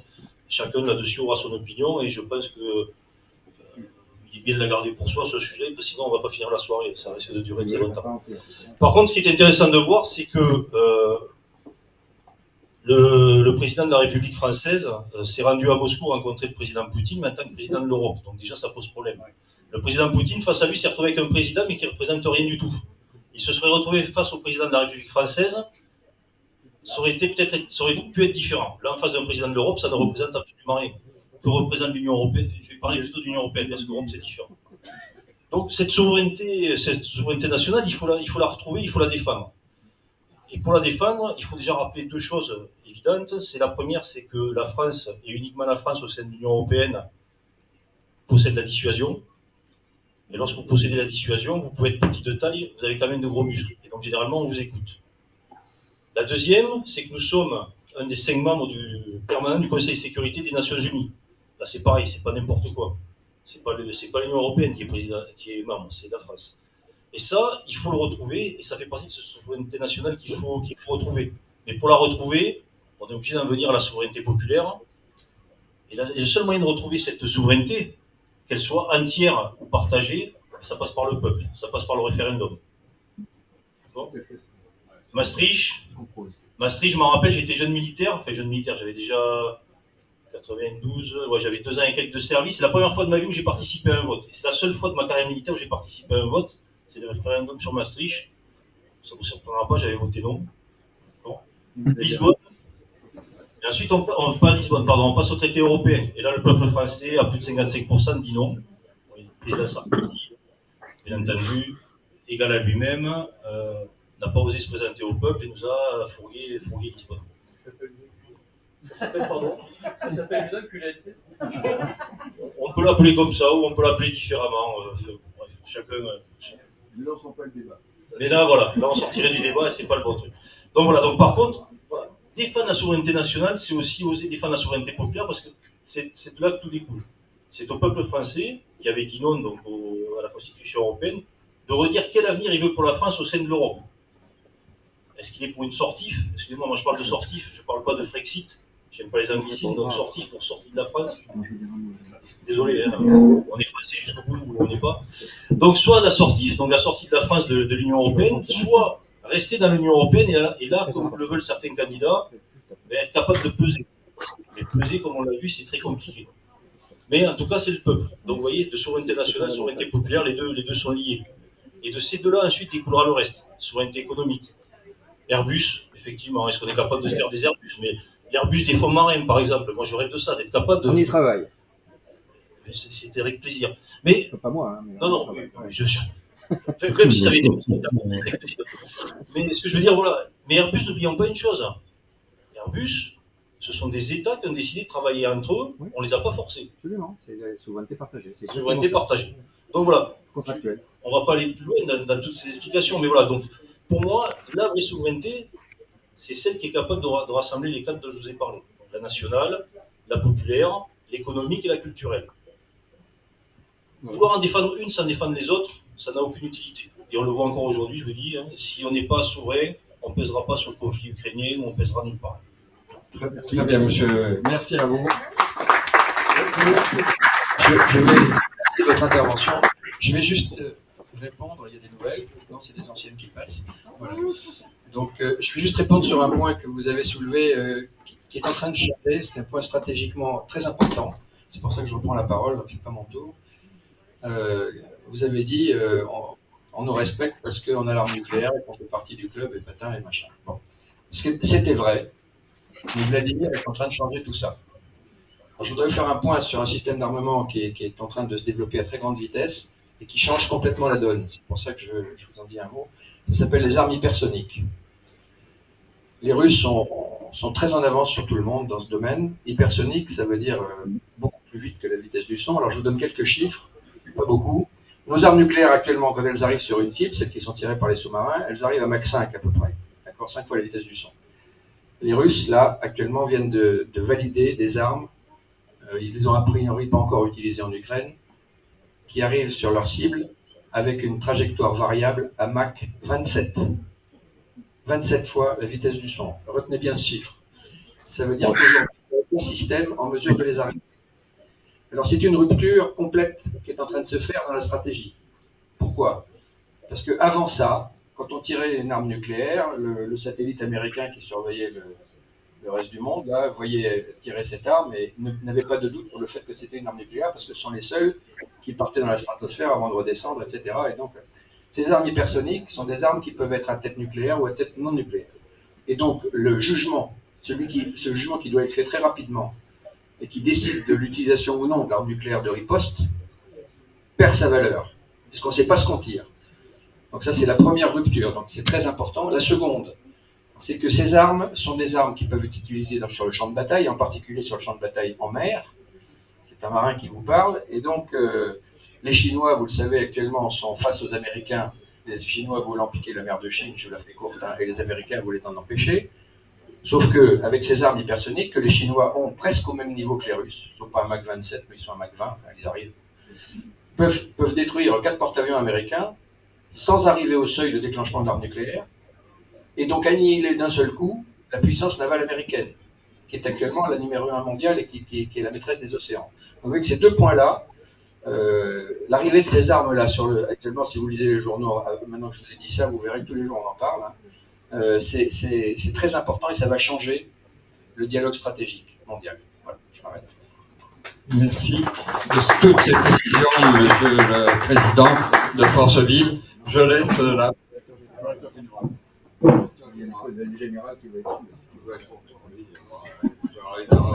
Encore, vous voyez, 3 erreurs, l'appel au peuple, et j'ai oublié donc nos chers amis de Place d'Armes. Voilà, donc je vais laisser Monsieur Jean-Pierre Bernadac. Phare Bernadac, parce que j'ai oublié encore quelque chose, c'est le phare Bernadac. Voilà, Jean-Pierre, voilà. Les phares, c'est comme Danone, on se lève pour le non-phare. Alors, moi je ne vais pas vous parler, j'ai pas de micro parce que j'ai une grande gueule, vous allez tous m'entendre. Je vais vous parler évidemment d'abord de comment par Place d'Armes et pourquoi Place d'Armes. Je veux d'abord remercier Force Vive pour son invitation et Emmanuel notamment, pour avoir vu qu'on m'avait oublié, pour avoir cité mon nom. Mais je voudrais vous faire remarquer quelque chose, parce que je viens de le voir et c'est assez extraordinaire. faut que je le retrouve. Voilà. Voilà le titre du point. Intéressant. Guerre Ukraine, Russie. L'armée française est prête. Attendez. Moi, je suis un peu tard. Pas compris. Alors, c'est le point, hein, je vous jure, hein, vous pouvez regarder. Alors, j'ai essayé de comprendre, alors j'ai cliqué. Elle est prête à aller en Roumanie. Non mais, attendez. Bien, ouais, je vais vous dire, la souveraineté, elle est là-dedans.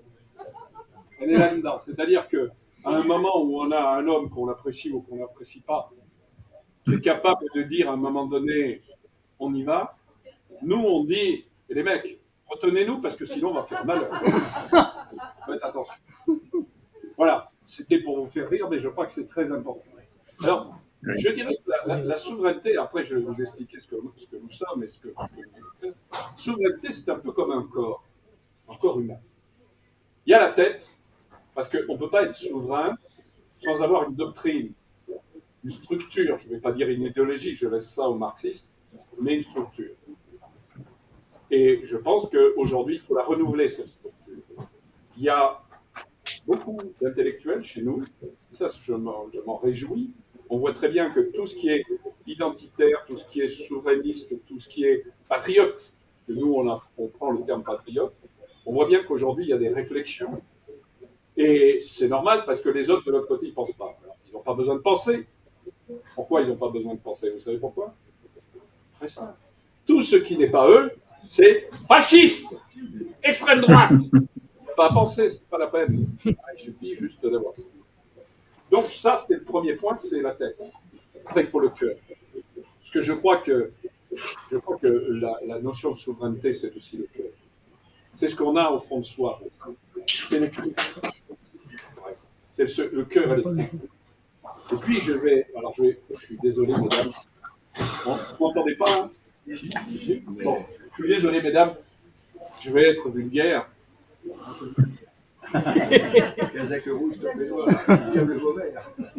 Mais il faut une paire de couilles. C'est ça. Et ça, je vais vous dire, aujourd'hui, on en manque énormément. Voilà. Ça, c'est sûr. Donc, et même, je dirais, il faut des pieds, parce que de temps en temps, un bon coup de pied dans le derrière, pour certains, ça leur fait du bien, au niveau de la société.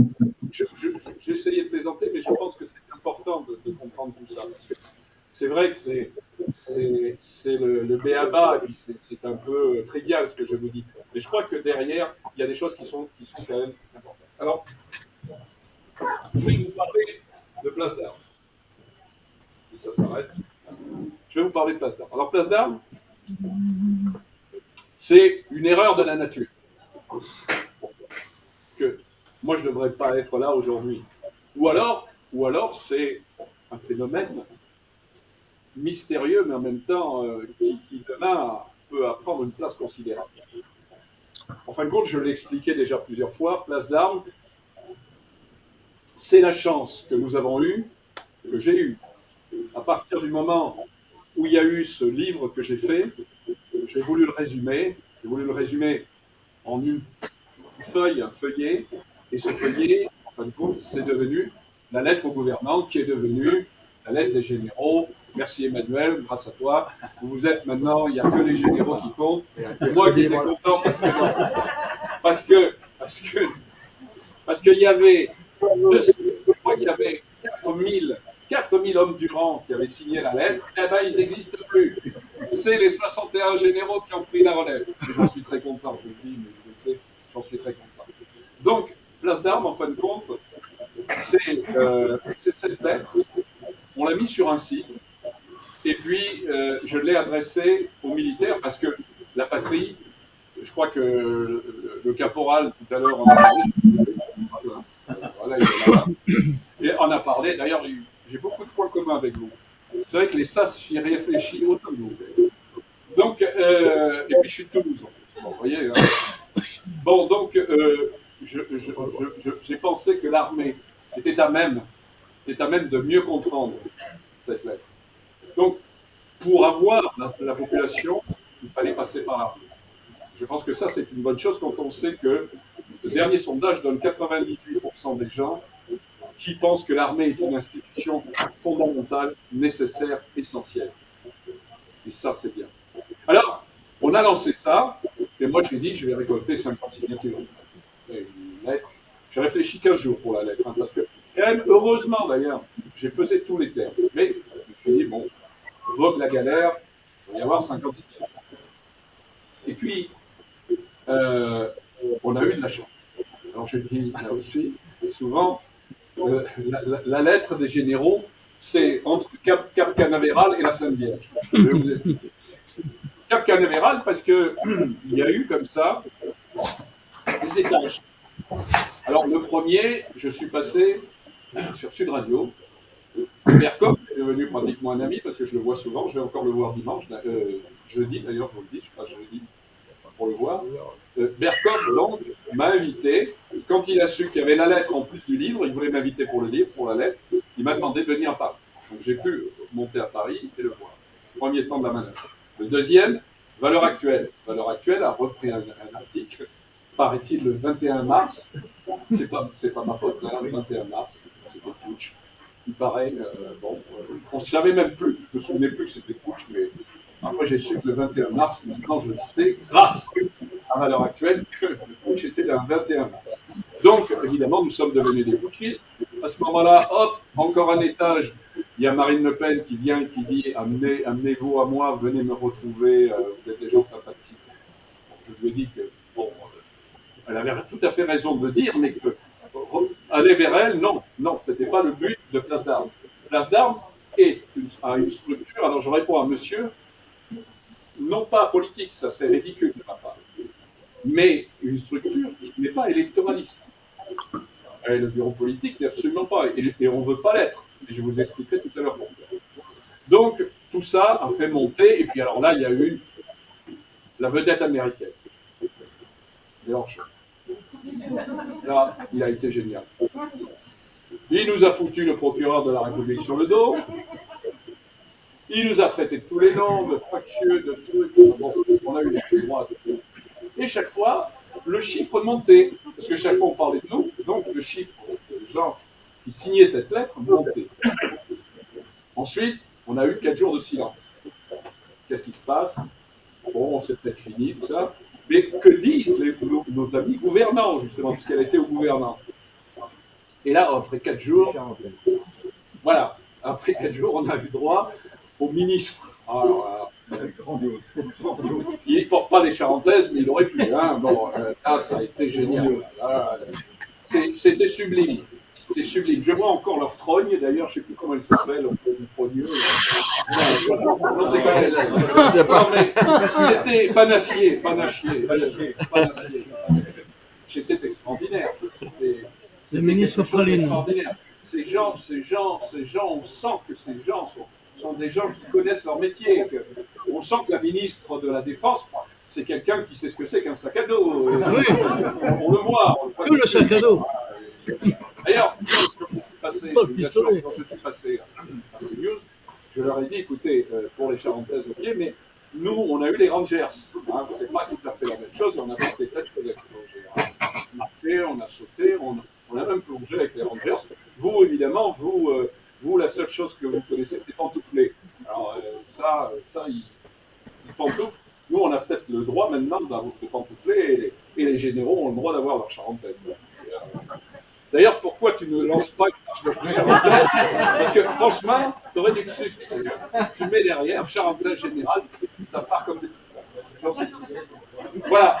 Donc, à partir de ce moment-là, ce qui a été intéressant, c'est que nous avons réussi à avoir 27 000 anciens militaires, j'allais dire militaires, oh là là, 27 000 anciens militaires, 61 généraux, donc vous avez un des représentants ici, et nous avons eu à peu près 80 000 civils.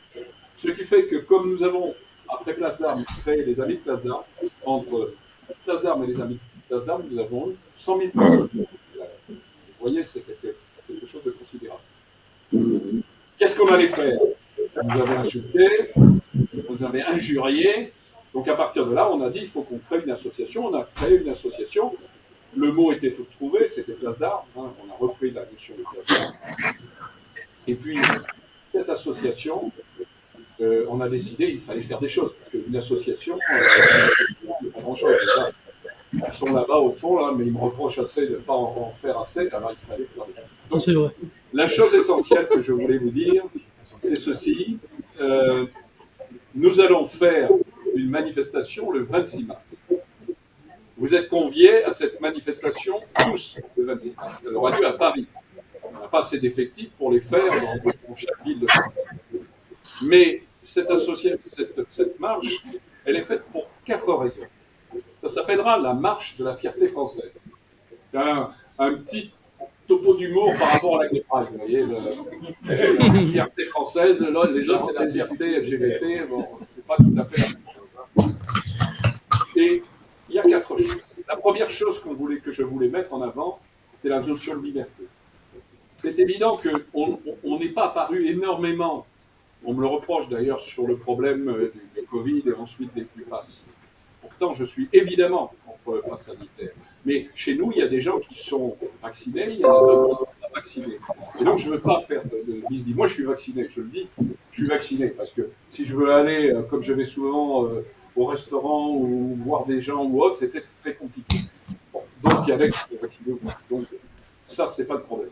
Mais il y a une chose fondamentale, c'est la liberté. On n'a pas deux sortes de citoyens français. On n'a pas ceux qui peuvent aller quelque part et ceux qui ne peuvent pas aller quelque part. Citoyen français, c'est quelque chose, c'est une unicité et c'est essentiel. Ça, c'est la première des choses. La deuxième des choses, c'est qu'il fallait reprendre la notion de délitement.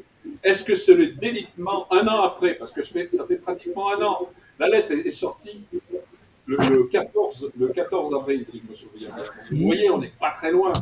Il y a ce délitement, depuis, il a régressé. Pas du tout. Pas du tout. Il est aussi fort. Et ce délitement, il a 3 fonctions. D'abord, c'est le problème, évidemment, de la sécurité, qui est toujours présent et qui est encore plus présent qu'avant.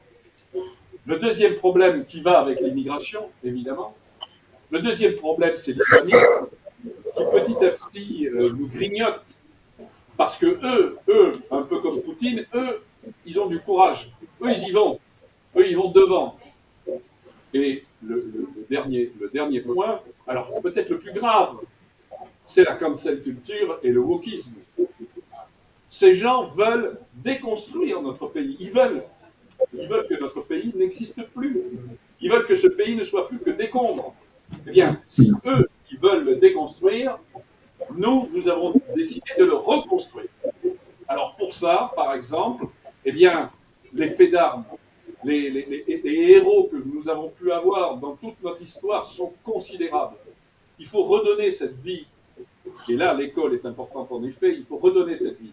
Il faut qu'on puisse aller dans les écoles leur expliquer ça. Parce que moi je crois, alors je peux me tromper, mais je crois encore que si les gens n'ont plus d'idéal, c'est parce qu'on leur fournit plus d'idéal. Et que cet idéal, on peut le retrouver. Mais pour ça, il faut, je reviens à mon exemple de corps, il faut des tripes, il faut des couilles, il faut un mec qui à un moment donné, a envie de leur montrer. Si vous montrez vous-même que vous y croyez, alors les autres vont y croire. Mais si vous ne montrez pas que vous y croyez, alors les autres n'auront pas ça. Et ça, c'est important. Donc, la notion de délitement. La troisième, c'est la notion d'histoire. La notion d'histoire parce que il se trouve que le 26 mars, c'est une date et que nous ne voulions surtout pas faire notre manifestation le 19 mars. Parce que d'habitude, dans tous les pays du monde, on ne fête pas les défaites. Le 19 mars, c'est une défaite. Et pire qu'une défaite. C'est un reniement. Puisque le 19 mars, il y a eu des accords, vous le savez, c'était les accords d'Évian, et que ces accords d'Évian n'ont jamais été respectés par le FLN, c'est-à-dire celui qui a pris le pouvoir en Algérie. Jamais. Donc, aller défiler ce jour-là, c'est aberrant. Surtout qu'en plus, quand on sait qu'il y a eu des milliers, des dizaines de milliers d'Européens, de Harkis qui sont morts, ça, c'est innommable. C'est innommable. Donc, on ne l'a pas fait le 19. Et je peux vous dire qu'on va communiquer le 19 pour dire tout le mal qu'on pense de ça, mais on a décidé de le faire le 26. Alors, il se trouve que le 26, c'est aussi la rue d'Issy. Alors, comme déjà, on a eu évidemment le 21 avril avec le putsch, on va nous ressortir. Et évidemment, on va nous ressortir la rudiste. Ça, c'est ça. Et le dernier point, alors le dernier point, c'est un nouveau point que je veux. Je ne sais pas si Emmanuel sera d'accord, mais moi, je trouve que c'est important. Nous avons perdu, l'armée française a perdu, engagé et appelé, depuis 1945, pratiquement 70 000 hommes. Elle a perdu en 1940 100 000 hommes. Vous voyez qu'on n'est pas très loin. Elle a perdu 70 000 hommes entre l'Indochine, l'Algérie, l'Afghanistan, la Corée, l'Afghanistan, et maintenant, vous le savez, le Sahel, où on s'est conduit comme d'habitude, c'est-à-dire comme des matamores, retenez-moi, je fais un malheur, et puis aujourd'hui, on dégage. Tout ça, 70 000 morts, pourquoi? Est-ce que ces gens sont véritablement morts pour la France? Eux, ils le pensent, et ils ont raison, et ils sont fiers, je suis fier d'eux qu'ils le pensent. Mais je dois dire que les politiques derrière, ce sont les 180 degrés constamment, hein, les atermoiements constamment, c'est ceux-là qui ont provoqué ça. Eh bien ça, moi je le dirais à la tribune 26, ça, on n'en veut plus. Prenez vos responsabilités, ne foutez pas l'armée dans une situation merdique dans laquelle vous les mettez, parce que derrière, c'est la mort d'un individu. Et la mort d'un individu, c'est le pire des choses qui arrivent, même si on est prêt, nous, à mettre notre vie en jeu et à la donner pour notre patrie. Mais on n'a pas pour ça à faire n'importe quoi. Très souvent, on a fait n'importe quoi. Donc, vous voyez, c'est ces 4 raisons essentielles pour moi qui font que le 26, on sera là et que, à part si on nous l'interdit, hein, pour l'instant, non, mais avec ce qui se passe, on ne sait jamais. Mais sinon, le 26, on sera là. Et dans cette manifestation, il y aura 2 structures. Il y aura une structure d'anciens militaires. Et je peux vous dire quand même, et ça va faire du bruit, c'est que c'est la première fois depuis la libération qu'il y aura des militaires dans la rue, enfin des anciens, hein, pardon, des militaires, des anciens militaires dans la rue, depuis la libération, qui n'iront pas simplement au monument aux morts. Ça, c'est important. Et derrière, il y aura les civils, parce que nous voyons bien que nous sommes une avant-garde qui a pour but une protection des civils.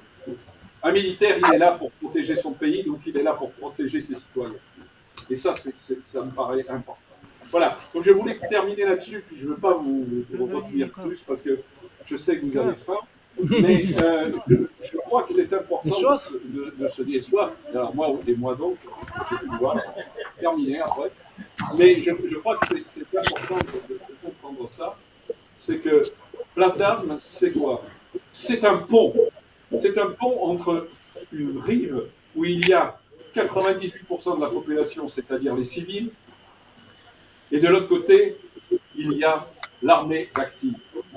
Et pour que cette armée d'active puisse communiquer avec les civils, eh bien, il y a cette espèce de pont de Place d'Armes. Parce que je vous dis une chose, c'est que si demain nous faisons cette manifestation, dans les popotes, dans les messes, dans les bivouacs, dans les chambrées, je peux vous dire qu'on en parlera. Ça, c'est certain. Vous avez vu que derrière notre lettre, il y a eu la lettre faite par les gens d'Active, il y a de la même chose. Là, je peux vous dire que dans l'Active, ça parlera. Et si ça parlera, ça foutra la trouille aux politiques. Et ça, c'est une bonne chose, parce qu'au moins, ils feront plus n'importe quoi comme ils ont l'habitude de le faire. Voilà, je vous remercie. Bon appétit à tous.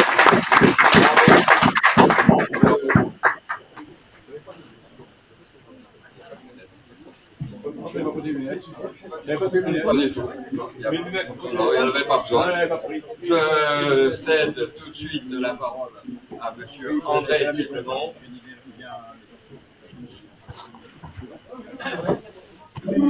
Bon,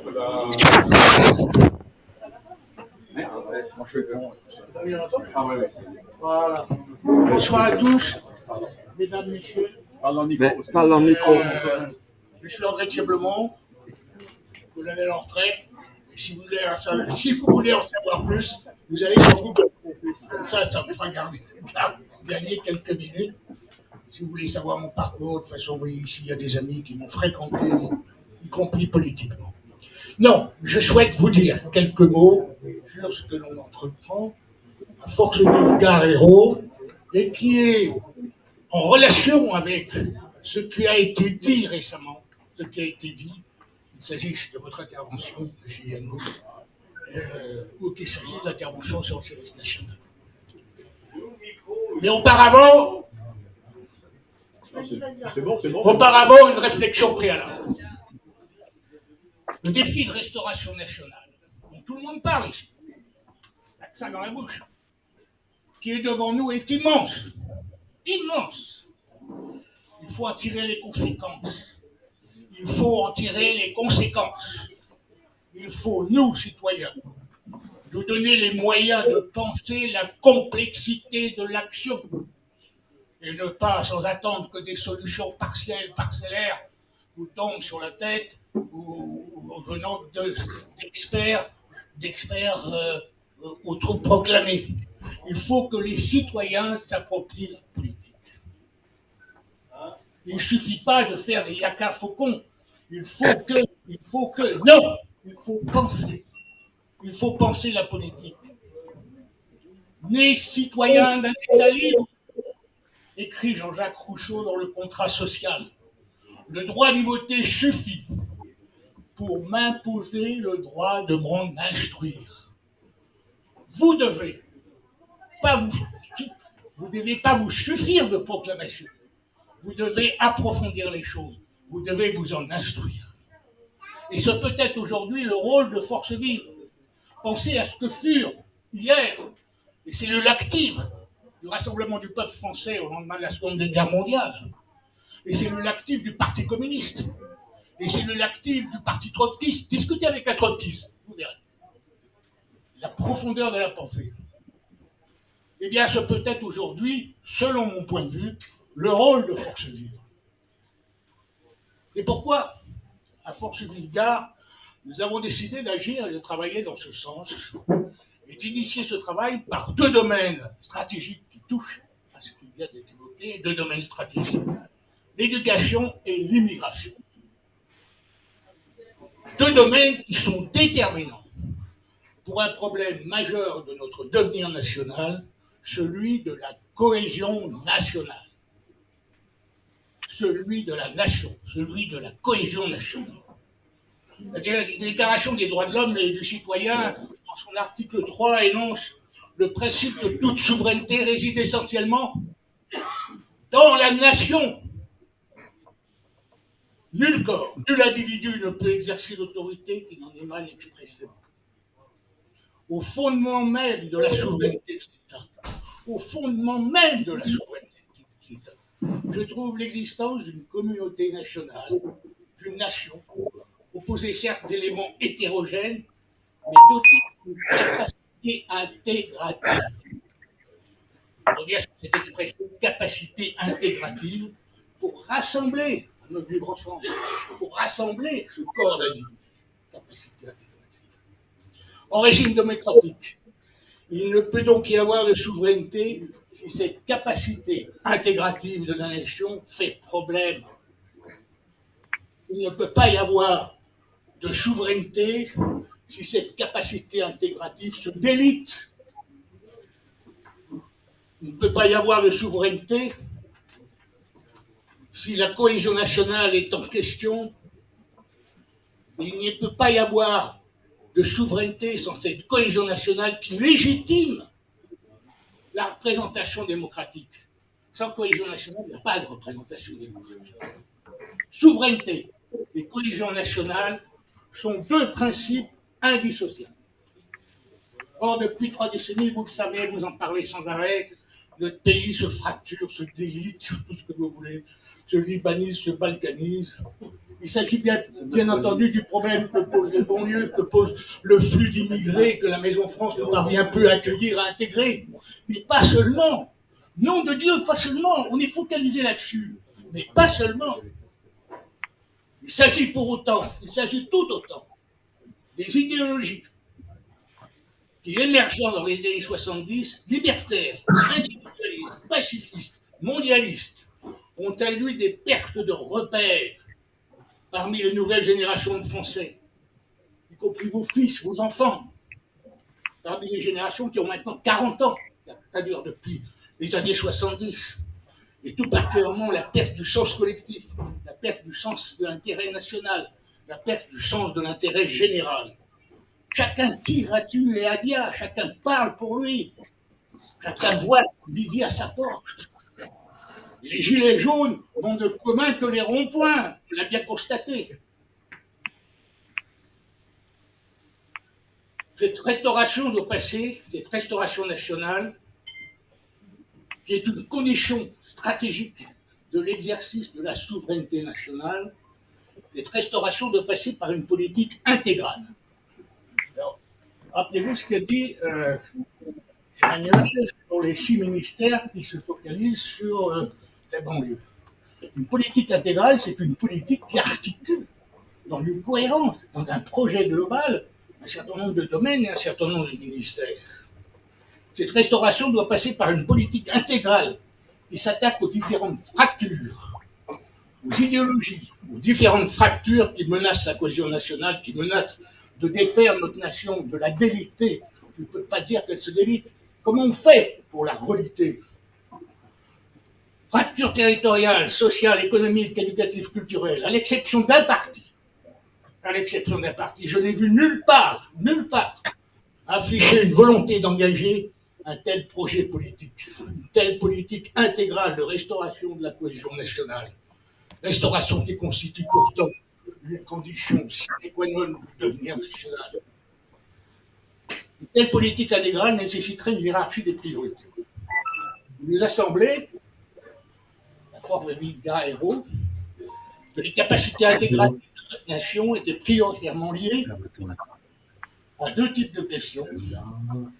La question de l'éducation et de la transmission de la citoyenneté. Là, je suis en train d'écouter une vidéo.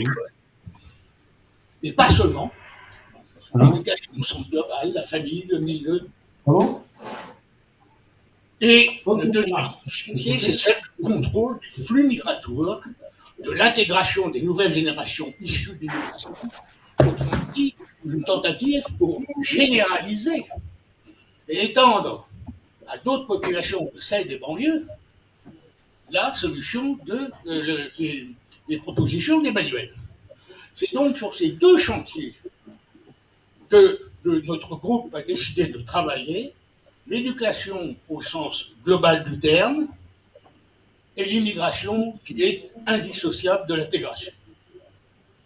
Avec, j'espère, en fin d'année, un document élaboré en commun, qui ne sera pas un document d'experts, qui sera un document de citoyens responsables, ayant pensé profondément le problème. Je repense au service national, pour vous donner un exemple, parce que ça échappe à beaucoup de monde, c'est Fanny le premier. Tout le monde est en train de se dire « Ah oui, il faut revenir au service national, il faut revenir au service militaire. » Il n'y a qu'à Foucault. Comment on fait? Et puis de l'autre côté, non, Emmanuel dit c'est pas possible. Pas possible. Eh bien non. Entre ces deux voies, l'une négative, l'une positive, etc., le service national, si on réfléchit bien, quand on regarde l'histoire de la Troisième République, il a été une voie aux côtés de l'école. L'école instruit les fondateurs de la République pérenne. Il a été la voie avec l'école pour répondre aux problèmes que nous avons, nous, aujourd'hui, enfin, pas le même, mais pour répondre à l'unité de la nation. Comment faire? Avec d'un côté les monarchistes, de l'autre côté les communards. Donc, le service national est une voie. Mais c'est plus une voie aujourd'hui qui peut être, c'est pas le chemin qu'il faut prendre, c'est la voie qu'il faut prendre. Et il faut penser cette voie, comment on fait, et notamment en sortant du centralisme français, du centralisme qui a été tu l'as dit, qui a été la mort du service national, c'est son centralisme. Il soit géré peut-être par le milieu local, etc. Mais cela, il faut le retravailler entre nous, entre les citoyens, et sans invective en disant non, c'est pas possible, oui, c'est possible, il faut créer. Et la création, c'est quoi la création? On rebondit sans arrêt sur nous. On je m'arrête là. Eh bien, écoutez, si vous voulez nous rejoindre, ça sera avec plaisir. Faites-vous connaître. Très bien. Très bien, mon colonel, merci à vous. Donc, rejoignez Force Vive, en d'autres termes, ça sera très bien. Je donne la parole maintenant à notre ami Daniel Fabre. Et il va se présenter. Voilà, ça sera très bien. Bien. Mesdames, messieurs, chers amis, messieurs, mesdames, en vos grades et qualités, bonsoir. Je vais me présenter et remercier certains personnages qui sont là en visioconférence avec moi et je vais expliquer pourquoi je suis là, pourquoi nous sommes là, pourquoi nous sommes tous là, avec différentes chapelles, différents engagements, différentes volontés, mais tous uniques. C'est vrai, derrière des points forts, une chose importante de notre pays. Et on m'a demandé, le général de Richelieu, de parler un petit peu du souverainisme. Donc, ça va être le lien avec lequel je vais parler tout à l'heure. Mais tout d'abord, permettez-moi de me présenter. Je m'appelle donc Daniel Fabre. Je suis le secrétaire départemental de Debout la France, le parti de Nicolas Dupont-Aignan, pour le département du Gard. Mais pas que. Il y a quelques mois en arrière, Nicolas Dupont-Aignan m'avait demandé d'être tête de liste pour l'Occitanie. Cette expérience a été lancée, puis elle a un petit peu avorté pour des raisons internes. Nous ne sommes pas un gros parti et il valait mieux arrêter l'expérience là. Mais néanmoins, cette expérience m'a permis de rencontrer en Occitanie des personnes importantes et intéressantes, et c'est avec leur impulsion et sous leur impulsion et leur encouragement qu'on a décidé de monter un petit parti, un mouvement, un courant, qui s'appelle Ligne Droite Occitanie. Ligne Droite Occitanie, dans chaque département, dans beaucoup de départements, a des représentants. Ils sont là en visioconférence. Je vais essayer de ne pas passer devant. Monsieur Lebouc pour le Tarn, qui est depuis tout à l'heure en visioconférence. Bravo. Monsieur Bouygues pour les Pyrénées-Orientales. Et je vais vous expliquer tout ce qu'on fait. Il y a également des représentants dans le Lot, en la personne de Anthony Martin, Aurore Valdurac qui est ici avec nous pour l'Hérault, moi-même pour le Gard. Et qu'est-ce que nous avons décidé de faire? Nous avons décidé de faire ce que nous faisons tous, c'est-à-dire de rassembler autour de nous, de tendre la main aux souverainistes, aux gens qui aiment notre patrie, aux gens qui aiment notre nation, aux personnes qui ont envie de s'engager. Et c'est extraordinaire, parce que ici, depuis tout à l'heure, j'entends tous les intervenants. Il n'y en a pas un qui a parlé en son nom en disant « je suis candidat demain ». Non, non, on a tous parlé, et on va tous continuer à le faire, je pense, que de notre pays, de l'importance de l'état dans lequel il se trouve, et ce que nous voulons faire pour qu'il en sorte.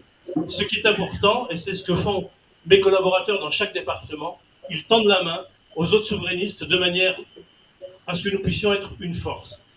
Quelle force? Nous sommes à la veille d'élections importantes pour notre État et pour le législatif, pour les chambres des députés.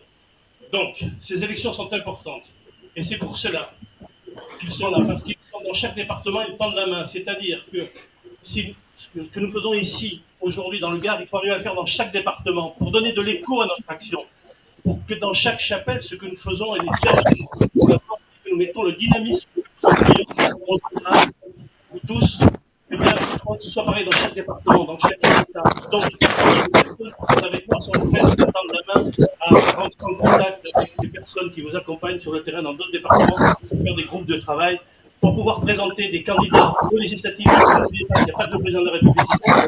Eric, coupe ton micro, Eric. Coupe ton micro. Un bon candidat, quel que soit son parti, à partir du moment où c'est le meilleur de sa circonscription, il ne faut plus que ce soit des gens parrainés, parachutés, et qui soient simplement les objets d'une baronnie locale d'un grand parti. Nous voulons des vrais candidats qui ont des choses à dire, des choses à faire, un pays à défendre et des valeurs à défendre. N'oubliez pas ce qui est en train de se passer aujourd'hui, c'est que nous parachutons dans notre pays des candidats qui vont être élus.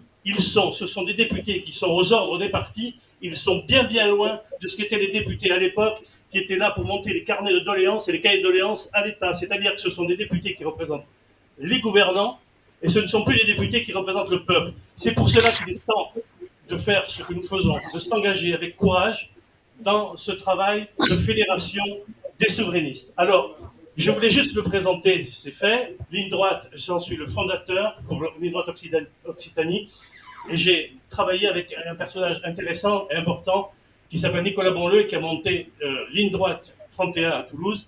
C'est quelqu'un de chez les LR, mais avec lui, nous avons décidé de tendre la main partout. Alors, vous voyez, moi, je suis le représentant de Nicolas Dupont-Aignan, toujours en place. J'espère que nous allons défendre avec Nicolas Dupont-Aignan le meilleur candidat qu'il emportera, parce que nous sommes, je suis honnête, pas les mieux placés. C'est bien dommage, il y a un très bon programme de mon point de vue, mais c'est comme ça. En tous les cas, en ce qui me concerne, moi, je peux en prendre témoin. Moi, je défendrai le meilleur candidat capable de mettre, la meilleure candidate, qu'importe. Je ne vais pas faire, je vais pas expliquer mon choix ce soir, mais je défendrai le meilleur candidat pour qu'on sorte Emmanuel Macron de notre pays. Il est en train de détruire la France que nous avons connue et qui en fait ce que nous sommes aujourd'hui, avec les engagements et vos valeurs. Donc, je m'engagerai à titre personnel derrière le meilleur candidat. Et pour les élections législatives, je défendrai les meilleurs candidats, les plus compétents sur leur circonscription, en tous les cas, ce qui concerne l'Occitanie. C'est-à-dire qu'un candidat valable, qui, parce qu'il a un engagement à travers le milieu social ou professionnel, qu'importe, eh bien, même s'il n'est pas de ma famille politique, eh bien, j'irai le soutenir avec force et volonté pour qu'il soit élu et qu'il soit un bon représentant du peuple. Voilà l'engagement de ligne droite sur l'Occitanie, et j'en suis le fondateur, je voulais donc me présenter. Alors le général de Richouf m'a dit, Daniel, dis quelques mots sur le souverainisme. Eh bien, le souverainisme, vous le savez, c'est l'indépendance. Le souverainisme, c'est ceux qui défendent l'indépendance d'un pays, face aux instances supranationales. Alors, quand on parle de souverainisme, c'est difficile de trouver le juste milieu, et là, je vais juste faire une petite aparté, parce que c'est capital, c'est ce qui nous rassemble ce soir, c'est le lien de notre action de ce soir et de nos engagements. Le souverainisme, le meilleur exemple que j'ai, c'est celui qui avait sorti Nicolas Dupont-Aignan en parlant de l'Europe. Il avait comparé ce que l'on pouvait faire, ce qu'il voulait faire, quant à l'Europe. Et il avait comparé le fonctionnement de l'Europe à une copropriété. Et je trouve que c'est très intelligent. C'est-à-dire, il dit, à son idée, mais c'est excellent. Une copropriété, ça fonctionne avec des appartements qui sont fermés et puis il y a des espaces communs. Eh bien, c'est pareil quand on veut retrouver son propre pays. Au lieu de laisser à tout va la porte ouverte pour que chacun s'occupe du budget et de l'heure du repas chez tout le monde, eh bien, on remet les portes, on est souverain chez soi, ça n'empêche pas d'avoir des actions communes quant aux espaces communs, le parking, la gestion du lavage de l'escalier, etc. Les frontières, le grillage qui va entourer la copropriété. Ce qui est important, c'est que chacun retrouve sa légitimité juridique pour défendre sa famille, financière, sanitaire. Il faut arrêter d'ouvrir les portes à tout va. Et je trouvais que cet exemple était intéressant. Alors le souverainisme, c'est aussi le respect du peuple. Comme l'a cité tout à l'heure, je ne sais plus qui, on a bafoué cet acte démocratique qu'est le référendum en 2007. On a voté en 2005, en 2007, Nicolas Dupont-Aignan a abrogé Sarkozy, excusez-moi, Nicolas Sarkozy a abrogé ce référendum. Et alors, après, on s'étonne. Donc, les personnes, les concitoyens s'abstenir. Ils s'abstiennent, ils vont plus voter, on ne les reconnaît pas. Qu'est-ce qui se passe? Eh bien, ils perdent leur identité, ils perdent leur âme. Et n'oubliez pas une phrase intéressante, je crois que c'est Lamartine qui a dit « Un peuple sans âme, ce n'est jamais qu'une vaste foule ». Eh bien, il en est de même pour notre pays. Si on continue comme ça, si on continue à avoir Jean Dujardin, dit artiste, à la tête de notre nation, eh bien, notre nation, ça ne sera jamais plus qu'un point dans la cartographie ou dans une note monde. Eh bien non, on est tous issus aujourd'hui d'une éducation qui a fait qu'avec courage et force, on a envie de sortir notre pays du mur dans lequel a lancé ces dernières années nos dirigeants, la France, dans un mur. On n'a plus d'histoire, on se rapproche, il n'y a plus rien. Dans les banlieues, le général, je sais que le général de Richouf fait un travail énorme avec un dévouement total qu'il faut saluer. Voilà où nous en sommes. Alors il est important, je crois, je vais clôturer là-dessus, il est important, je crois, de se dire que si, dans les départements qui sont, vous aussi vous avez certainement du monde dans chaque département, si ce soir je suis là, c'est justement pour apporter mon témoignage, et plus que ça, mon soutien, et plus que ça, mon travail, à nous tous, que l'on puisse ensemble se retrouver, fédérer, donner de la force à notre action, à votre action, à notre action tous ensemble, pour qu'elle ait l'écho le plus important possible, pour mettre Emmanuel Macron dehors et mettre un homme d'État ou une femme d'État, quelqu'un qui pense d'abord à son peuple. Je ne sais plus qui c'est qui a dit que pour faire de la politique, pour gérer, il fallait comprendre les gens, et pour comprendre les gens, il fallait les aimer. Je crois qu'il est très important que nous ayons une personne d'État qui sauve notre État dans le mur dans lequel il est lancé. Il faut que nous retrouvions, il faut que nous redonnions à notre France son histoire, voilà, son identité, sa force, pour que notre France elle retrouve son rayonnement. On y est tous attachés, on veut tous travailler. Alors merci mon général, merci à toi Jean-Pierre. Il y a quelques mois qu'on travaille ensemble, j'ai demandé à M. Yengo Thierry de nous rejoindre et puis aujourd'hui il est avec nous. C'est le représentant d'Henri Guénaud ici dans le département et sur le secteur Henri Guénaud, donc l'ancien conseiller direct de Nicolas Sarkozy. Normalement, il devrait y avoir M. Magneron avec nous. Il n'a pas dû pouvoir se connecter, qui m'avait également rejoint. Et je l'avais présenté à Jean-Pierre, qui a décidé d'unir tout ça. Alors, M. Magneron, eh bien, c'est le représentant de Charles Mignon, ancien ministre. Et vous voyez, autour, là, on a essayé de rassembler des partis politiques pour que ces petites chapelles, on travaille tous ensemble et qu'on donne force et vigueur à ce que nous faisons, à ce que vous faites. Alors, moi, je vous remercie. Je vous remercie parce qu'on représente tous en réalité les forces vives pour que demain, notre pays redevienne cette France fière et forte qu'on aime. Je vous remercie et tu peux compter sur moi, mon général.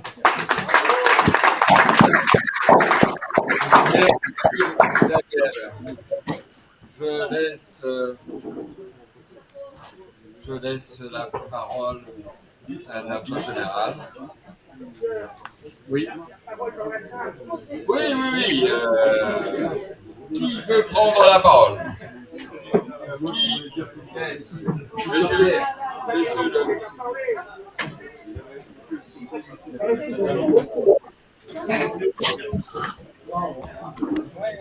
Oui, écoutez, moi je reprends vite fait la parole, je ne vais pas vous embêter très longtemps. Je veux juste vous dire une chose, et c'est sincère, ça vient du fond du cœur. En tant que représentant de l'Alliance du Peuple, moi je vous assure que si toutes les personnes qui sont là ce soir, dès demain matin, on se mettait autour d'une table pour travailler, parce que tout ce que j'ai entendu ce soir me satisfait, sauf, je le dis, je suis transparent avec vous, j'ai dit tout à l'heure que nous ne travaillons pas avec les politiques, parce que pour nous, les politiques nous ont rien amené jusqu'à maintenant.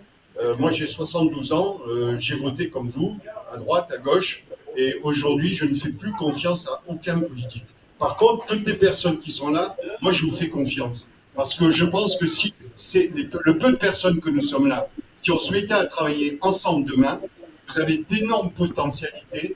Nous, l'Alliance du Peuple, on a le peuple, on a des milliers de personnes derrière nous qui attendent demain de pouvoir travailler avec des gens comme vous. Voilà, mettons-nous au travail et je vous garantis qu'on pourrait changer la France qu'avec le peu de personnes que nous sommes là. Merci.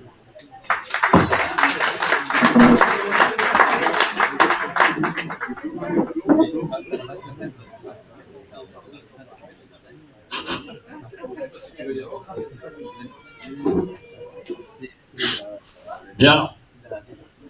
Y a-t-il encore peut-être des questions rentrées ou des mises au point, des réflexions? Si on peut s'exprimer, Vous avez tous dit ce que vous vouliez dire. Vas-y. Bien. Est-ce que vous m'entendez? Alors, avant de faire la soirée, je voulais tout d'abord tous vous remercier d'être venus, d'avoir participé, d'avoir écouté. Je pense que nous avons là une coalition qui se met en marche. Rien. Dans le sens du terme. Non, moi je fais des erreurs, mais alors. Alors, avant de passer, se lever et de passer à l'apéritif, je rappelle qu'ici, sur ma droite, sur la table, vous avez un certain nombre d'ouvrages que vous pouvez acheter. Un ouvrage du capitaine Bernadac, un ouvrage de Force Vive et un ouvrage de votre serviteur, ici présent. Je ferai un petit aparté, sachant que j'ai eu l'honneur de commander une brigade. Une brigade, c'est 5000 hommes et femmes. Une brigade blindée, mécanisée, et qui avait sur son épaule l'arme, les 3 croissants de la 3e division d'infanterie algérienne, dans laquelle a servi mon beau-père, feu mon beau-père, qui a été composé en Afrique du Nord, libéré la Corse, passé en Italie, puis ensuite, ça vous dit quelque chose, le débarquement de Provence et jusqu'en Allemagne. et le général de Montsabert qui commandait, qui a libéré Marseille, qui commandait sa division, composée pour l'essentiel d'Africains, on appelle ça tous les tabors, les légionnaires, etc., etc. Vous imaginez bien toute l'armée d'Afrique, en fait, tout simplement. Il avait un cri de ralliement. Un cri de ralliement. Et ce cri de ralliement, je l'ai exposé souvent à mes jeunes de banlieue. Le général, avant de monter à l'assaut, avant d'engager ses troupes, il criait un seul but. Et l'ensemble de la troupe répondait « la victoire ». Alors c'est ce cri que je vais vous demander de répéter ce soir. Un seul but. Merci, bon appétit. Donc, si parmi vous, il y en a qui veulent... Si... Henri-Jean, bonsoir. Salut Eric. À bientôt. Porte bien, et puis on se voit samedi, non? C'est vrai, normalement samedi, oui. Ok, je t'embrasse. Salut. Le bourg. Salut, exactement. À bientôt, Denis. Ciao, l'ami. Ça y est, on y est. Bon. Alors, Daniel. C'est très bien. Ciao, Henri. Salut, Daniel. Ah bon, d'accord. Eric vient de partir. Ceux qui veulent des livres, c'est à l'entrée. Et s'ils veulent les dédicacer, le général Emmanuel de Richauft, comme monsieur Jean-Pierre Fabre Bernadac, ou comme monsieur Pierre-Louis Santos, dédicaceront leur ouvrage. L'ouvrage de Force Vive. Pour ceux qui mangent et qui n'auraient pas payé, merci aussi de venir ici régler le repas. On a reçu une indication pour venir ce soir, mais on ne fait pas partie de votre truc. On est venu vous écouter. Oui. On est venu l'autre fois, vous savez. Oui. Moi, je vous laisse mes références. On est au bon droit, on est à l'aise.